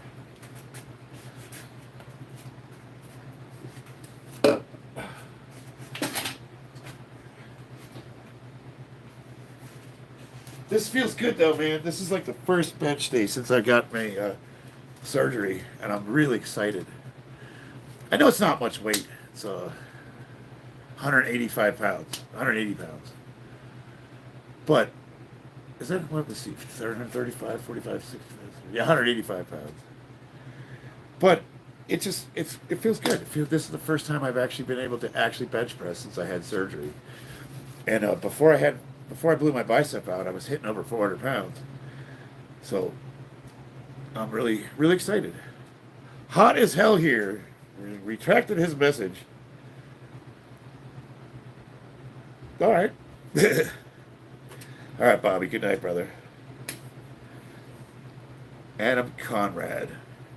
What's up, my man? Barbells are hard on shoulders. Well, yeah, so I've often told people that if I wasn't a competitive power lifter, I probably wouldn't bench press. I like doing like weighted dips or dumbbells. You get a really good range of motion. Anything that you can stretch the pecs out, you're going to get way better hypertrophy. But you have to be able to bench press to compete. So it's kind of one of those things. Normally, when I train, I like to use the camber bar because it adds 4 inches to your range of motion. But this being the first day back, I'm just sort of testing things out. I just I just don't want to take it slow, ease back into it, and then once I get the confidence that I'm not going to hurt myself, we can start ramping things up. The doctor told me I could go as heavy as I can tolerate, but to stop if I feel any discomfort or pain. And so far, um,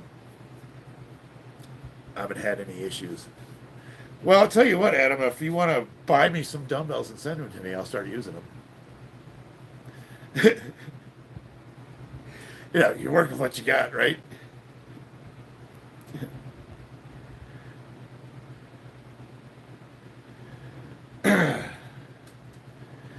All right, this is probably going to be my last set. And, no, I don't. I guess I have to say I disagree with that. I think, generally speaking, compound barbell lifts are should be the core of everybody that's trying to be strong because there's so many benefits to being able to move heavy weight, and the barbells keep everything balanced. And there is, like, for example, if I'm using a cambered bar with 4 inches, I can't go far enough to really get that full range of motion. So I'm not really giving much up by switching to dumbbells, and I can move so much more weight because you're pushing, you got the arms pushing together as opposed to, there's you really should be doing both. I think you should be doing barbell and dumbbell. I don't think that exclusively doing one over the other is the way to go, because there's just so much you give up by skipping one or the other. And I actually I got the dumbbells where you can put plates on them, so I can build them up if I want to, and I can. But the only problem with those is the plates kind of limit your range of motion sometimes. But and I have kettlebells, I got bands, I got all that stuff. But it's like I've pretty much built my entire physique on 3 lifts: squat, bench, deadlift, um, and I'm pushing those in the world record territory for my age, which is 5220. I've been consistently ranked top in the world for like the last 5 or 6 years. Maybe almost, probably about last 10 years. Let's see. When I was 40 years old, I was in the top 20. Now, last year, before I got injured, I was 2 in the world, all federations. I was totaling over 1,700 pounds in the gym. I got 1,650 on record. And that's pretty much 3 lifts. Now, that's not to say I didn't do other lifts. I did a lot of rows. I did a lot of overhead presses, tons of accessory lifts. But primarily, my entire workout's built around 3 lifts. Runner boy, did you see that about 17-year-old bench 900? What? A 17-year-old who benched 900 pounds and then got put in the hospital for dirty needles? Well, was he that? I mean, was he wearing a bench shirt? Move your shoulder the natural way with barbell. Yeah, no, Adam, I do. I mean, I'm not disagreeing with you, but yes and no. I guess the thing is, it depends what you're trying to do.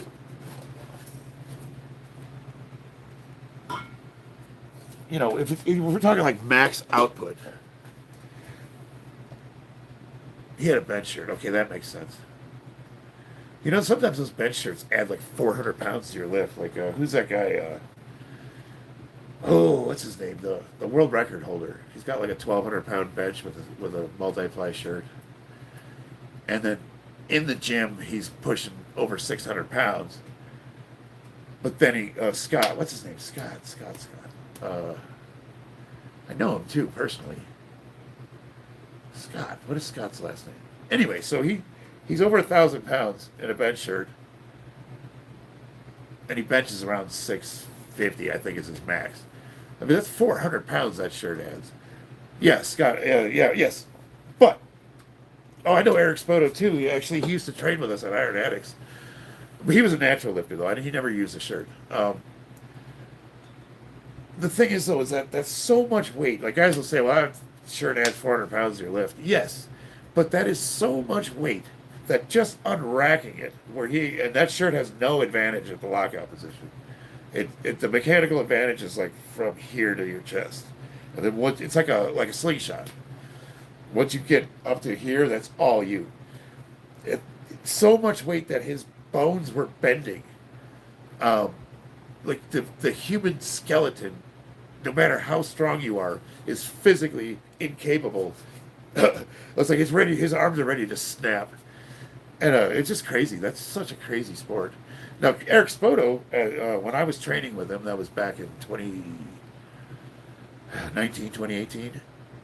He had the world record raw bench press. It was 733 pounds, I want to say, and then he got beat by some Russian guy, and then he quit benching and went into arm wrestling. And I didn't keep up with him after COVID. The COVID shut the gym down. Uh, Eric was, man, Vanilla Gorilla. His fucking arms are bigger than my legs. This guy was just a monster. That dude was huge.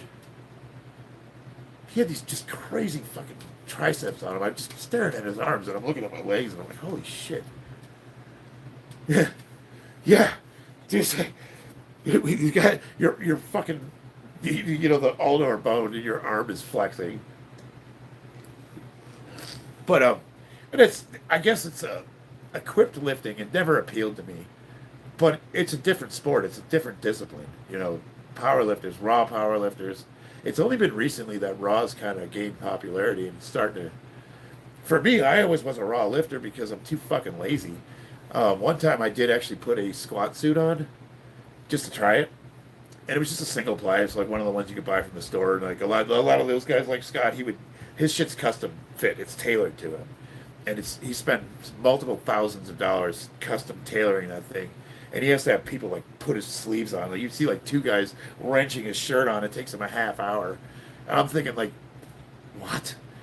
I put this squat suit on, and as soon as I got in the bottom position, my hair's tingling, and it feels like my eyeballs are gonna pop out of my head. And then that was back in the day when you'd watch all these fucking squatters squatting in like the sumo position, and it doesn't even look like they're getting their hips below their knees. And I thought they're just the ugliest fucking dumbass looking squats in the world. And then I asked, like, why do they squat like this? And that's where the guys all wear the flat shoes, because with your feet out that far, having heels is actually a detriment. But the problem with equipped lifting is that because it was so popular, all of the raw lifters started training like the equipped lifters, and they were wondering why they weren't making progress. When Eddie Hall broke the fucking deadlift record. He ruined deadlifting for a fucking generation of people, because all you saw are these morons at the gym rolling the bar into him like he does. And I'm like looking at these idiots, and I'm like, do you even know why he does that? They just like, well, Eddie Hall does it. He's got the world record, so I'm going to start doing it. You don't even know why the fuck he was doing that.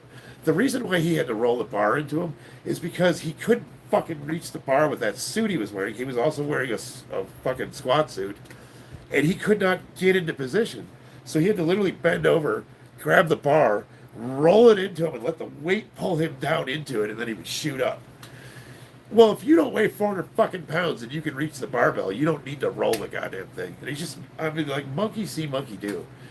And then if you try to tell someone that, they have this like fucking, they got it all figured out. Oh, this is why I do it. You don't even know why he did it. Yeah. But then I kind of like got to a point where I was like, well, why do I care? Because I do some stupid shit too. I didn't think about it, like, well, we all have our quirks. Oh, the other one was the stupid. So you would see these sumo guys, right? And they would get into position, and they would literally dig their feet into the fucking carpet because they're twisting their legs out. And the reason why they do this is because when they get down in position, they can't see the barbell, and they would literally reach down and grab it. And then what would happen is your hips are in position. Because otherwise, if you look down and grab it, you pull yourself out of position.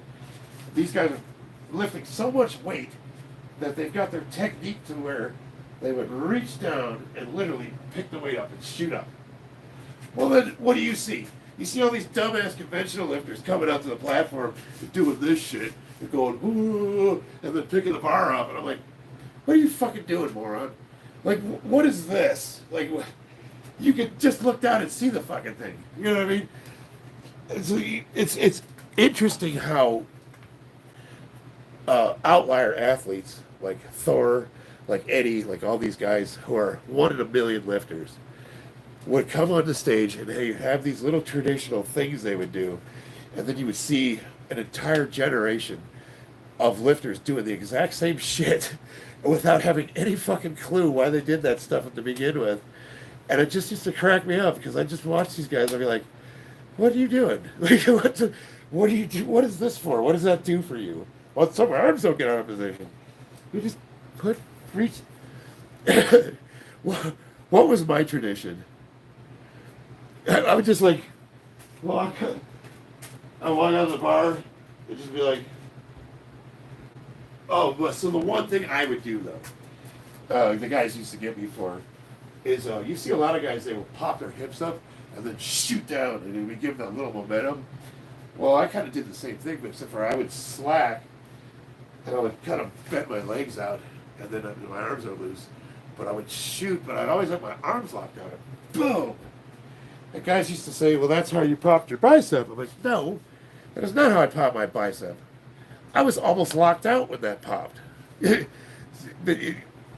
I was always rigid when I came off the bar because I did it super fast.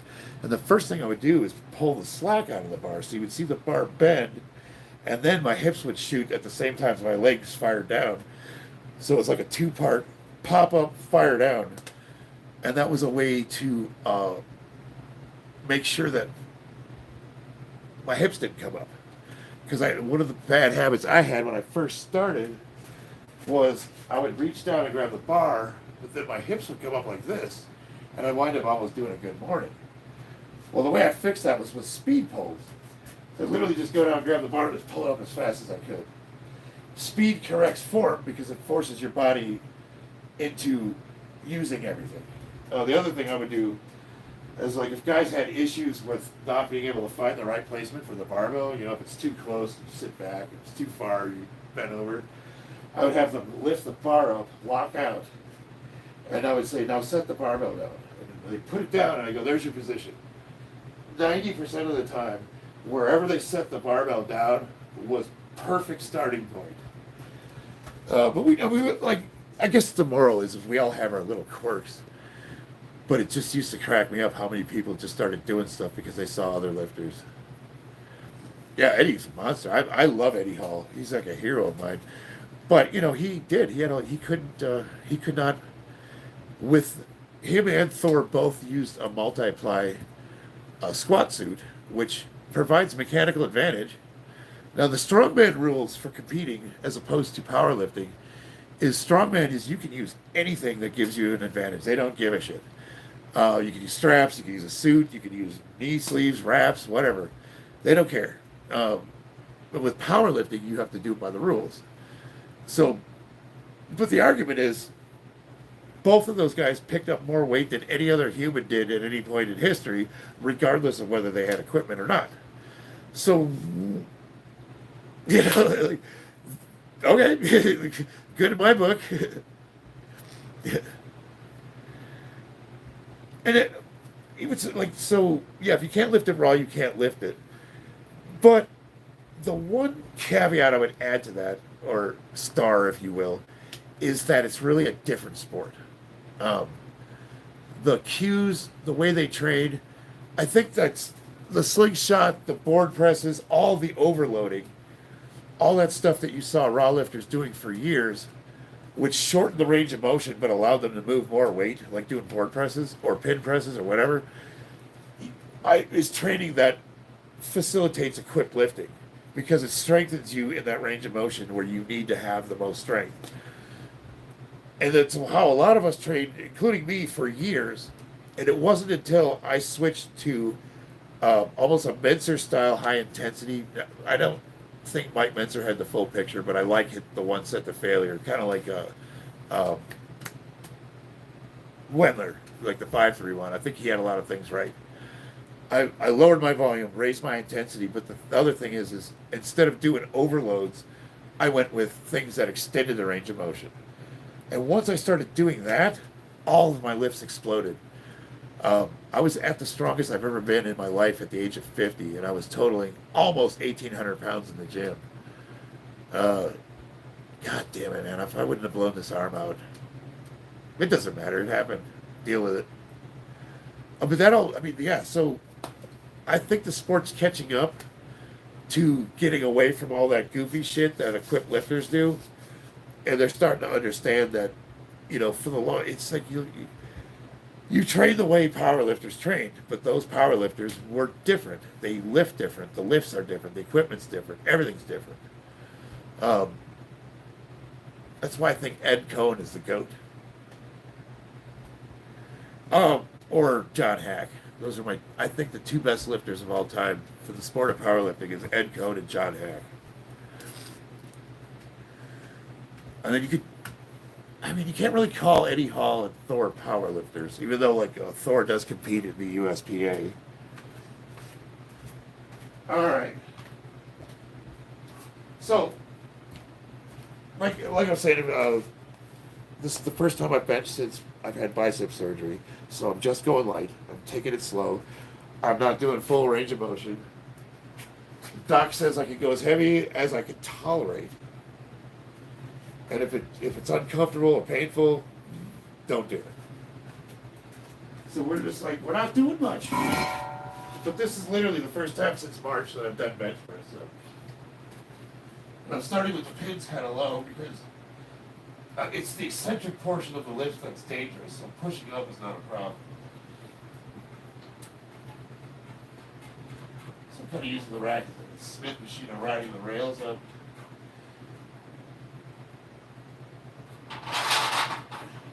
Just kind of feeling it out.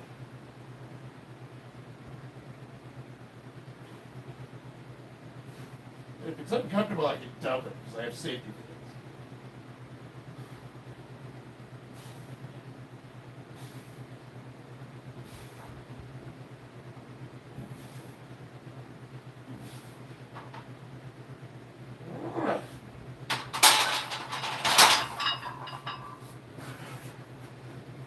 No issues with that. So now I kind of I would say that was an RPE 7. That's even with 185 pounds at the bottom, it started burning to where it was getting heavy. So I think I've got my starting point, which is going to be 155 pounds. And I'll just start it like I'm starting over. I was benching over 400 pounds when I got injured. And I'm just going to wipe all that in the past, and I'm going to start. I think 155 is a really good starting point. Safe. I could do good sets, 10, 20. And I'll condition for a few weeks, so I'll be moderate weight, high repetition. Super high, like sets of 50. Or, reps. We say 50 reps, but you do how many sets you need to get to 50. That kind of thing. Dragon, what's up? Yeah, no, we're good, man. So I've been on 2 hours and 14. You guys are fucking awesome. I'm gonna do, you know what? I'll do one more set. I'm gonna lower the weight though. Or should I stop? You think it's too much? This is my first bench day back from surgery. I don't want to do too much. I stopped lifting super heavy and went to 8 to 12 reps. Yeah, and I've been training Muay Thai as well. And now that I'm lighter, I'm way more athletic. And there's part of me that's tempted to just kind of put the brakes on powerlifting for a year maybe. But I'm also 50. My window is starting to close for me to get into the Hall of Fame. I've been ranked top of the world for the last 5 years. I'm super close. If I can, I don't know. I'm at the crossroads. part of me's like, okay, you know, you just get healed. You know, take it one day at a time. Your wings are getting wet. Hell yeah. I live in the desert, man.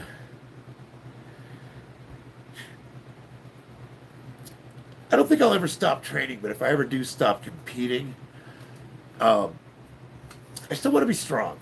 But what does that mean? Like, what's strong? Is strong being able to move the most amount of weight? Is strong being functional, like being able to generally be athletic and capable? Is strong being able to fight the best? Is strong, you know, like, what is strong? Like, I don't see myself ever giving up training. And I've always taken breaks, Adam. So, like, usually what I do is 2 competitions a year. I normally get my numbers at the first one, and then I either compete at nationals or worlds, if I'm breaking records. And then for those competitions, my training cycles are no less than 6 and no more than 13 weeks. So, you know, it's a nice chunk. But then when I'm done competing, I completely drop powerlifting for a couple of months, and I do just whatever. I train Muay Thai or whatever. You know, like I never stop. I do maintenance lifting. So what I found over the years was, you know, let's say you're a 400-pound bencher. It's everything you got. Well, you can do 90% maintenance lifting, and it's easy. You know, you're leaving reps in the tank just doing maintenance lifting. So I found that you can maintain 80-90% of that strength without really overtaxing yourself. You know, because you're already, I mean, your body's adapted to push way harder than that. So you don't really have to give up going heavy per se. Those workouts are shorter, they're way easier on the body, they're more recovery time. And then when you need to flip the switch and go serious, now this is what you're talking about, like really putting maximum effort in your training. That's super hard on your body. This is, as a matter of fact, how I blew my bicep. It was on the last day of training. I was going to take a deload week. I was getting my numbers on the fucking last lift of the last day of training. I was supposed to hit 635 pounds for 4 reps, and that was probably going to be my opener. And the first one I almost got a lockdown and it popped. And that wasn't, I was going to make a 700-pound attempt at competition, so that was not even heavy. And, you know, since then I've changed. I've had time to process this, and I kind of realized that, you know, what I was doing for my lower body, which is tons of stretching. I can almost do the splits in 2 directions. I'm extremely flexible. But because I had a back injury and I've had hip issues, so I've given my lower body tons of attention, but I wasn't really doing that for the upper body. And it kind of made me realize that, like, you know, and my doctor even said, you know, you're just getting to that age where shit happens. Whatever. Holistically, I'm going to change a lot of the things I was doing before. But I still have this drive to be the strongest. I don't know what it is. It's an obsession. It's a mental disorder. I don't fucking know. And I realize my window's closing. Like, it's not going to be, like, I don't know how long I 50 years old, I was the strongest I've ever been in my life. And I was goddamn near 1,800 pounds in the gym, blowing away every person my age on the fucking planet. I was way exceeding the #1 ranked guy. And I don't have a ranking this year. I didn't fucking compete. And it's like all that work for nothing. I get to thinking, like, well, what are you doing this for? Who is this for? And it's for I want those records. I want to get into the USPA Hall of Fame. I don't know. Like, because I can. But now it's like, well, shit. I don't know if I can get back to that. I think I can. I mean, I haven't lost any leg strength. I've been squatting damn near every day. I don't know. I'm really trying to meditate on what my motivations are. And I know I would be the first to admit that there's a little bit of mental illness involved in this. You know, like, I think you got to be a little bit fucking broken upstairs to put yourself through what we do. But I mean, that's like, if you look at high achievers across the board, what do we all have in common? Shitty childhoods, like some sort of like, you know, like There's problems.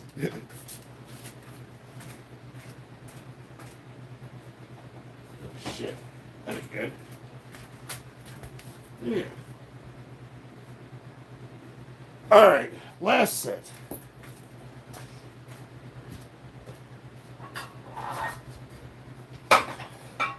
Uh,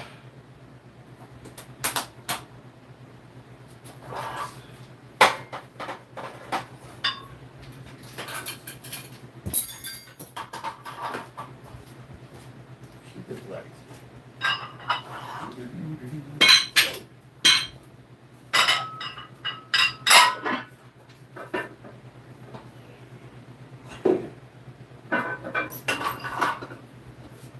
I think I'll do like a, let's see here.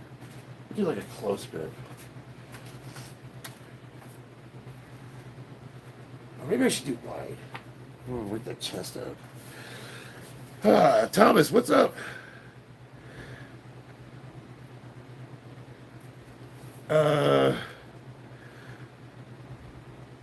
Structural strength, mobility, that's what's helped for the life, man. I saw your videos. I appreciate that, Dragon. I mean, I hope so. I really do. I hope that this helps somebody. I know I've had a couple guys at my age, like, tell them that this got them back into lifting. And, you know, I've also had people tell me, like, I've had both sides. I've had people say, well, you know, you give people unreasonable expectations. And I'll be like, well, why is that? They're like, well, you're not natural. I'm like, no shit. I said, but go look at me when I was 45. I have videos on my page as a 45 natty. I wasn't, I didn't go on testosterone until I was 46, almost, like right after my 45th birthday. So it's like 45 and a half. And anabolics help a lot. I'm not going to lie. But if you go look at me natural, I was still an elite level tested power lifter, pushing right around 1,600 pounds as a natty. No, I was in the mid 1,500s, I think. But I had national records as a natural. So I said, well, what do you say about that? Oh, well, you were natural. Yeah, okay. So I mean, you can't use that as an excuse either. And that's another reason why I'm honest about that kind of thing, because I don't want people to have unreasonable expectations. But I also think that there's a good argument for guys my age to look at going on, you know, hormone replacement therapy, because it does improve the quality of your life, and there's a lot, especially for older guys. Like younger guys, it really bums me out when I see like 20-year-olds going on steroids, and I'm just like, oh man, that's gonna fuck you up down the road. But for us old guys, we're fucking 1 foot in the grave. You know, for a lot of us, it's like shit stops working. You can tell me that you can prescribe me something and my stuff starts working again. Like, I'm going to take that, please. And it could be anything, you know, anything that's going to improve the quality of life for older guys. And that's primarily what I'm trying to push is like, what can you do reasonably to start getting your body back at our age? And I would say that, you know, I'm a psycho that does this 6 days a week. But you give me 3 days a week and consistency, and I'm going to get you 80% there. You know what I mean? Yeah, red again. No, I don't think my hair is red. So I painted it red, white, and blue yesterday, and it's just it's that fake hair color, the spray and stuff. So what it means is my nasty ass hasn't taken a shower. Old as gold. Yeah, anything I can do. I mean, I really appreciate you saying that, though. I mean, that right there motivates me to keep going. Because, you know, I'll train whether I have YouTube or not. But, you know, I was getting a little disheartened with the whole thing. I've got finally over 8,000 subscribers, and, you know, I put so much effort and time into this channel. Before I had my injury, I was posting every day. I was doing videos every fucking day. And it's a lot of work. And my return of investment, like, I don't care about money. It's like, what is the one drive? What keeps me motivated to keep doing this? And it's like, when somebody tells me that something I did or said actually helped them out, dude, that's addictive.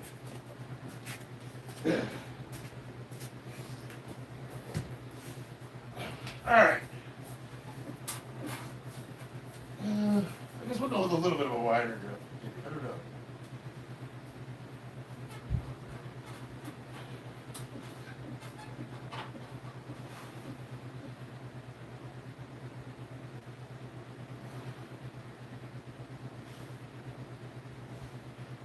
And the reason I'm doing partials is because my doctor said to stay away from locking the arms up.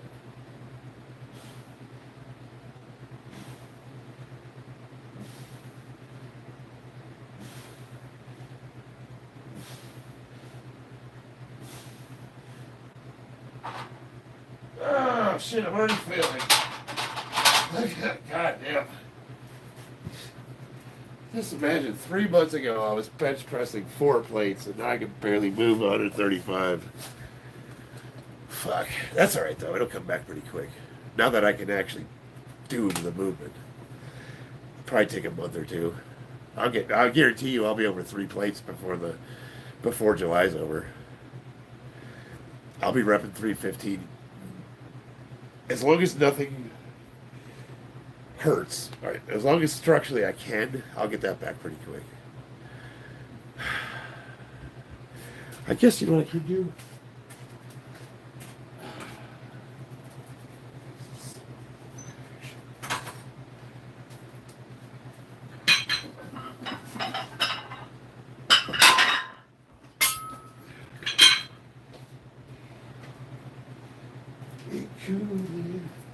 Wait, I ain't fooling.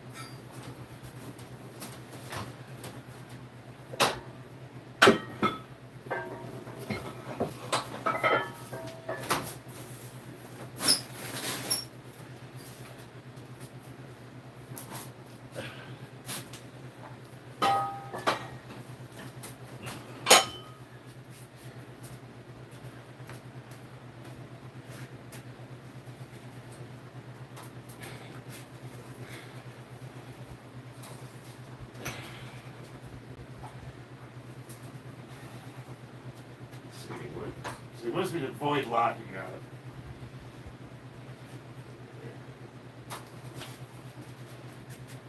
There we go.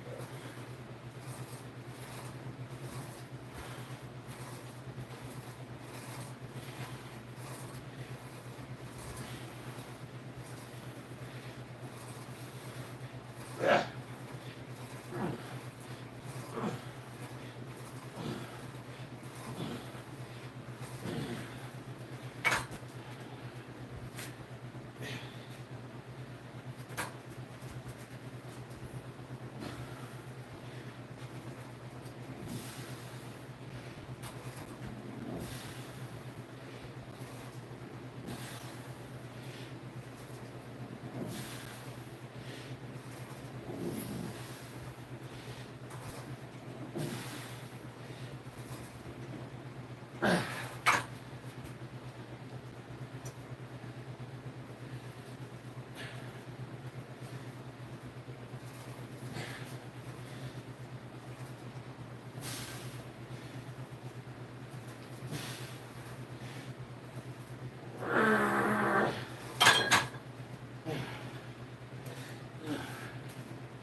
Whew.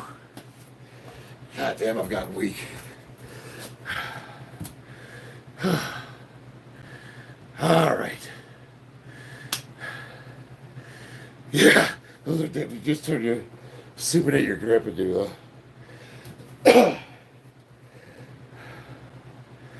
they burn too.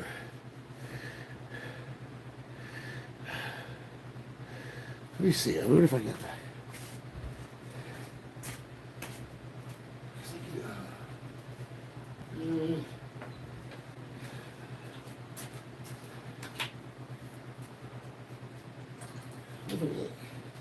From here,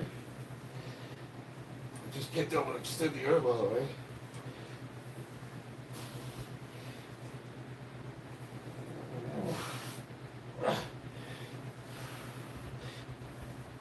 Shit.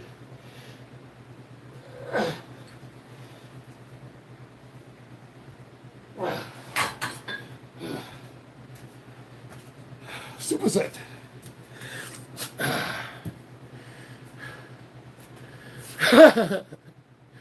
Put on gloves. I'm not putting gloves on. I've been doing construction for 20 years. Like, I'm gonna put fucking gloves on. Look at these things. I can sand wood with these fuckers. Put on gloves. The fuck out of here.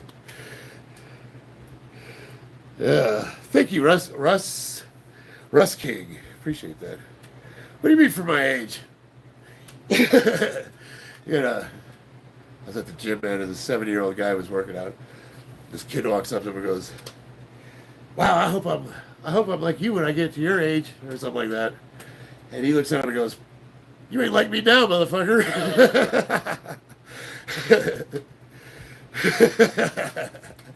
Yeah. You know, I got little bitch mittens. I need to get my calluses back. I haven't done any deadlifting in a while.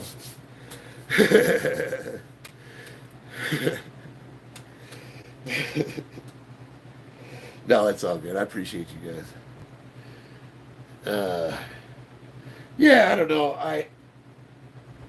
You don't want to like. You don't want to like. I've had some rough hands, you know, like working in the field, and to where like I was like actually hurt. You can hurt yourself scratching. Like you don't want that either. I mean, you do have to you want to sand them down a little bit. You don't want to have like hands that are so rough that they're offensive. But there's something like you shake another man's hand and the skin's soft in your wife's. You're like, ugh, just something gross. It's like, greetings from Miami. I'm Cuban, but I live in Miami. Hell yeah. Nice set. I lived in Florida for a couple of years before I joined the Marine Corps. I didn't go to Miami a whole lot. I was in like the Kissimmee area, but we used to go down to like Key West quite a bit. It's a tough man. I appreciate that, Dragon. I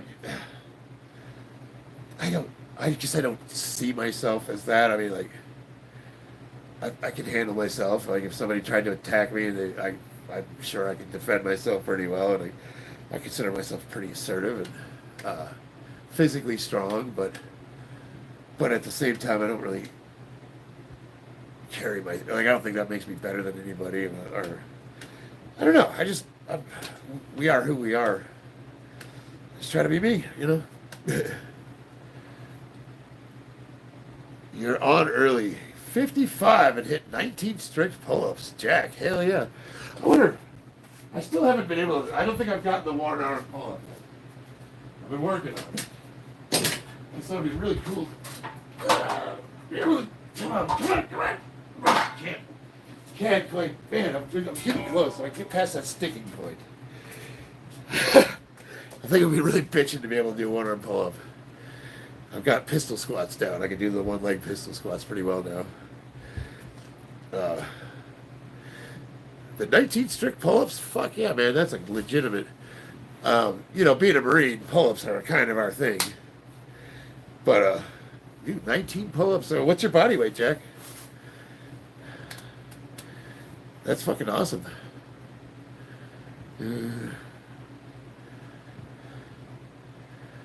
I don't know. Do you guys know anybody that can do a 1 arm pull-up? That below 200 pounds? 182. That's fucking legitimate. Jack's the man. Strict. I don't know. I really don't know how. Well, obviously, because I had bicep surgery, I can't really do any. Well, maybe I can. Maybe I'm there. But I didn't really do pull-ups for numbers, but I would do weighted pull-ups. So I was doing, at 220 pounds body weight, I think I went up to like 100 pounds around my waist. And I could do like 2 or 3 reps. But I mostly do pull-ups as an accessory to deadlifting. So, and I think pull-ups are an outstanding back exercise. And I also believe that if you can manage to add weight, it'll shoot your numbers up really quickly. It's like think about like bench press. This guy challenged me to do push-ups, and I haven't done push-ups in years, just bench press. But I was doing almost 400 pounds. Well, a little over 400, like 410 pounds, 407. And so we did a push-up competition, and I did 100 of them. And he wasn't able to do 100. This guy does push-ups every day, and I don't do them. And he keeps doing shit like, "Wow, you didn't go down for whatever," like stupid. I'm looking at him like, "It's a fucking push-up. Shut up, bitch." But whatever. If you want to say it doesn't count because I didn't touch my chin to the ground, the point is like because you're lifting so heavy, it makes the body weight movements way like your ability to do more grows exponentially. So even if you can manage to like put 10, 15 pounds around your waist, those numbers will shoot up really fast. I can see you being able to do like 25, 30 of them in a month or two, maybe 2 or 3 months.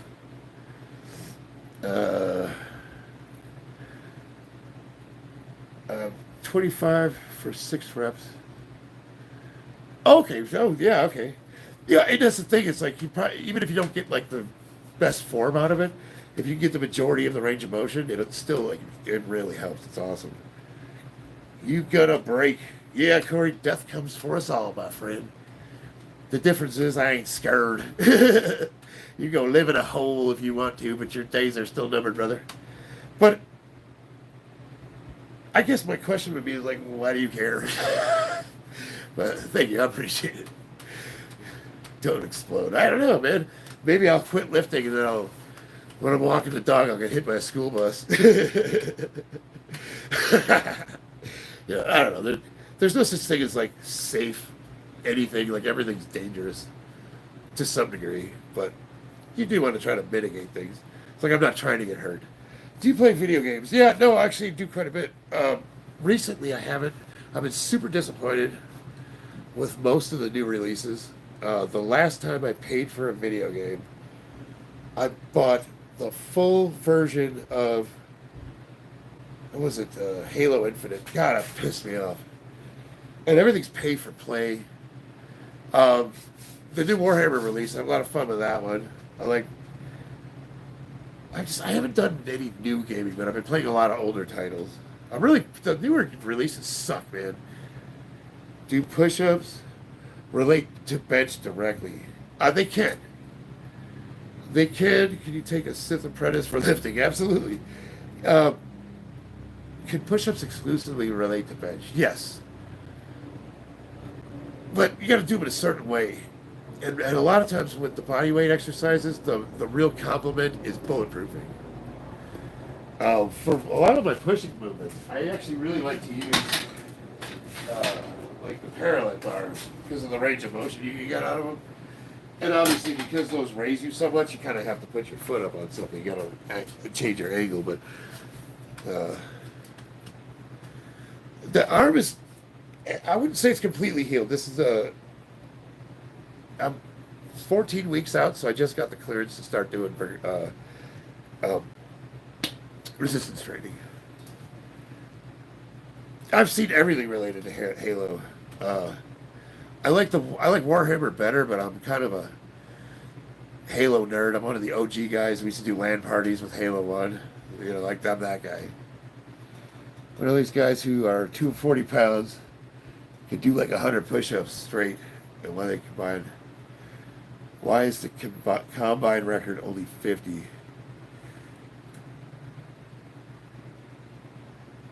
I hear guys saying they can rep 225 for 100. I've never seen anybody rep 225 for 100 now, but I have seen some of the heavier guys, like football players. Some of the linemen, I see them. Oh man, there was one guy. He damn near got 75. Usually, what I see is guys around 220, running backs, linebackers, they're usually hitting 225 for around 20 reps. And then from there, you start, like, the bigger you are, the higher that goes. I've seen some linemen, 225 for 100? I bet there's some of the bigger boys could probably do it. I believe that. For me, I'm benching, before I got injured, this is March, so a few months ago, I was hitting 405, 410, and I could bench 225 for 26, 27. I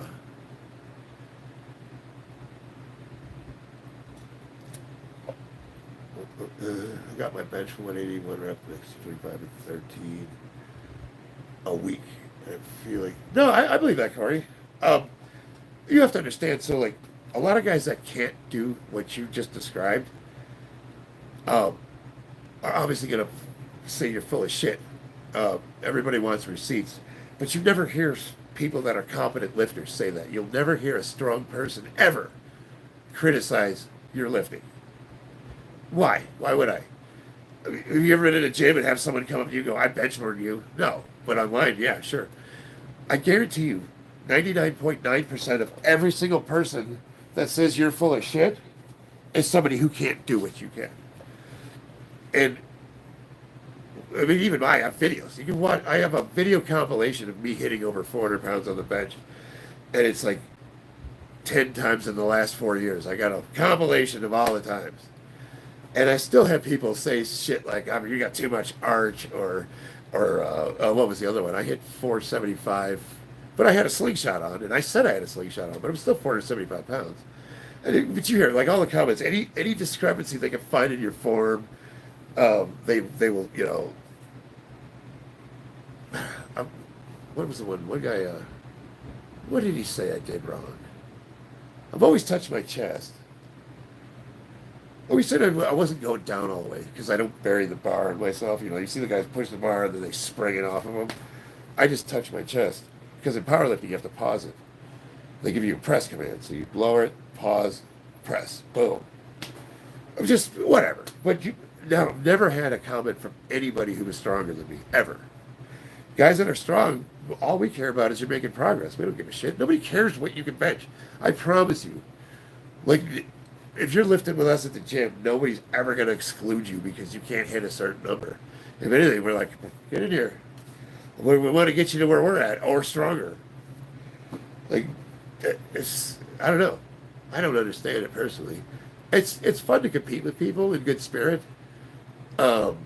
But there's some people that really take this shit seriously, and a lot of them are just guys that don't have it in them to really push themselves to be successful, or they're the type of people that just can't take direction from anybody, you know, and then they get mad if they can't figure it out.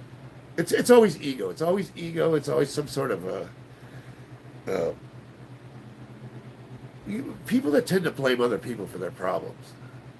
That's one thing they all have in common. But anyway, I'm on my soapbox. I've been online for 2 hours and 42 minutes, and it is holy shit. 4:03 in the morning. I gotta go, guys. Holy fuck.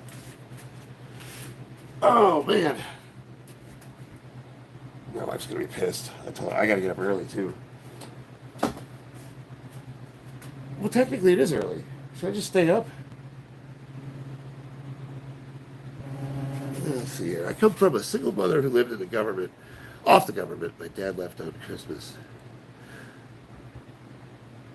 Well, here's the thing, Corey. So, you know, we both come from shitty childhoods.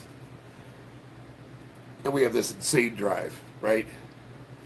And then my kids, they want for nothing. I spoil the shit out of them. But then I don't see that same, I don't see that like what makes us competitive and this will that borders on mental, you know, like affliction that comes from the shit we grew up with. And now we have kids that are like, we don't want them to live like that. And they don't have that drive. But then you could look at it like, okay, are we putting our shit on them because they don't have my drive, that psychotic need to be number one in everything? If you don't have it, you don't have that desire. Is that a bad thing? I guess really all I care about is if they have to face adversity, that they have what they need to get through it. But then you look at like what we do, which is like, you want to get strong, you want to get in shape, you don't need to fucking punish yourself like we do. You give me 3 days a week and you can do a reasonable progressive overload, a linear progression, and you're going to get strong. Are you going to be number one in the world? No. But you're going to be fucking strong and you're going to look good, you're going to be happy with yourself. Like, there's fucking something wrong with us, you know. But it's still useful information. 2 + 2 is still 4, right? Is the pain. It's the pain, bro. Hell yeah.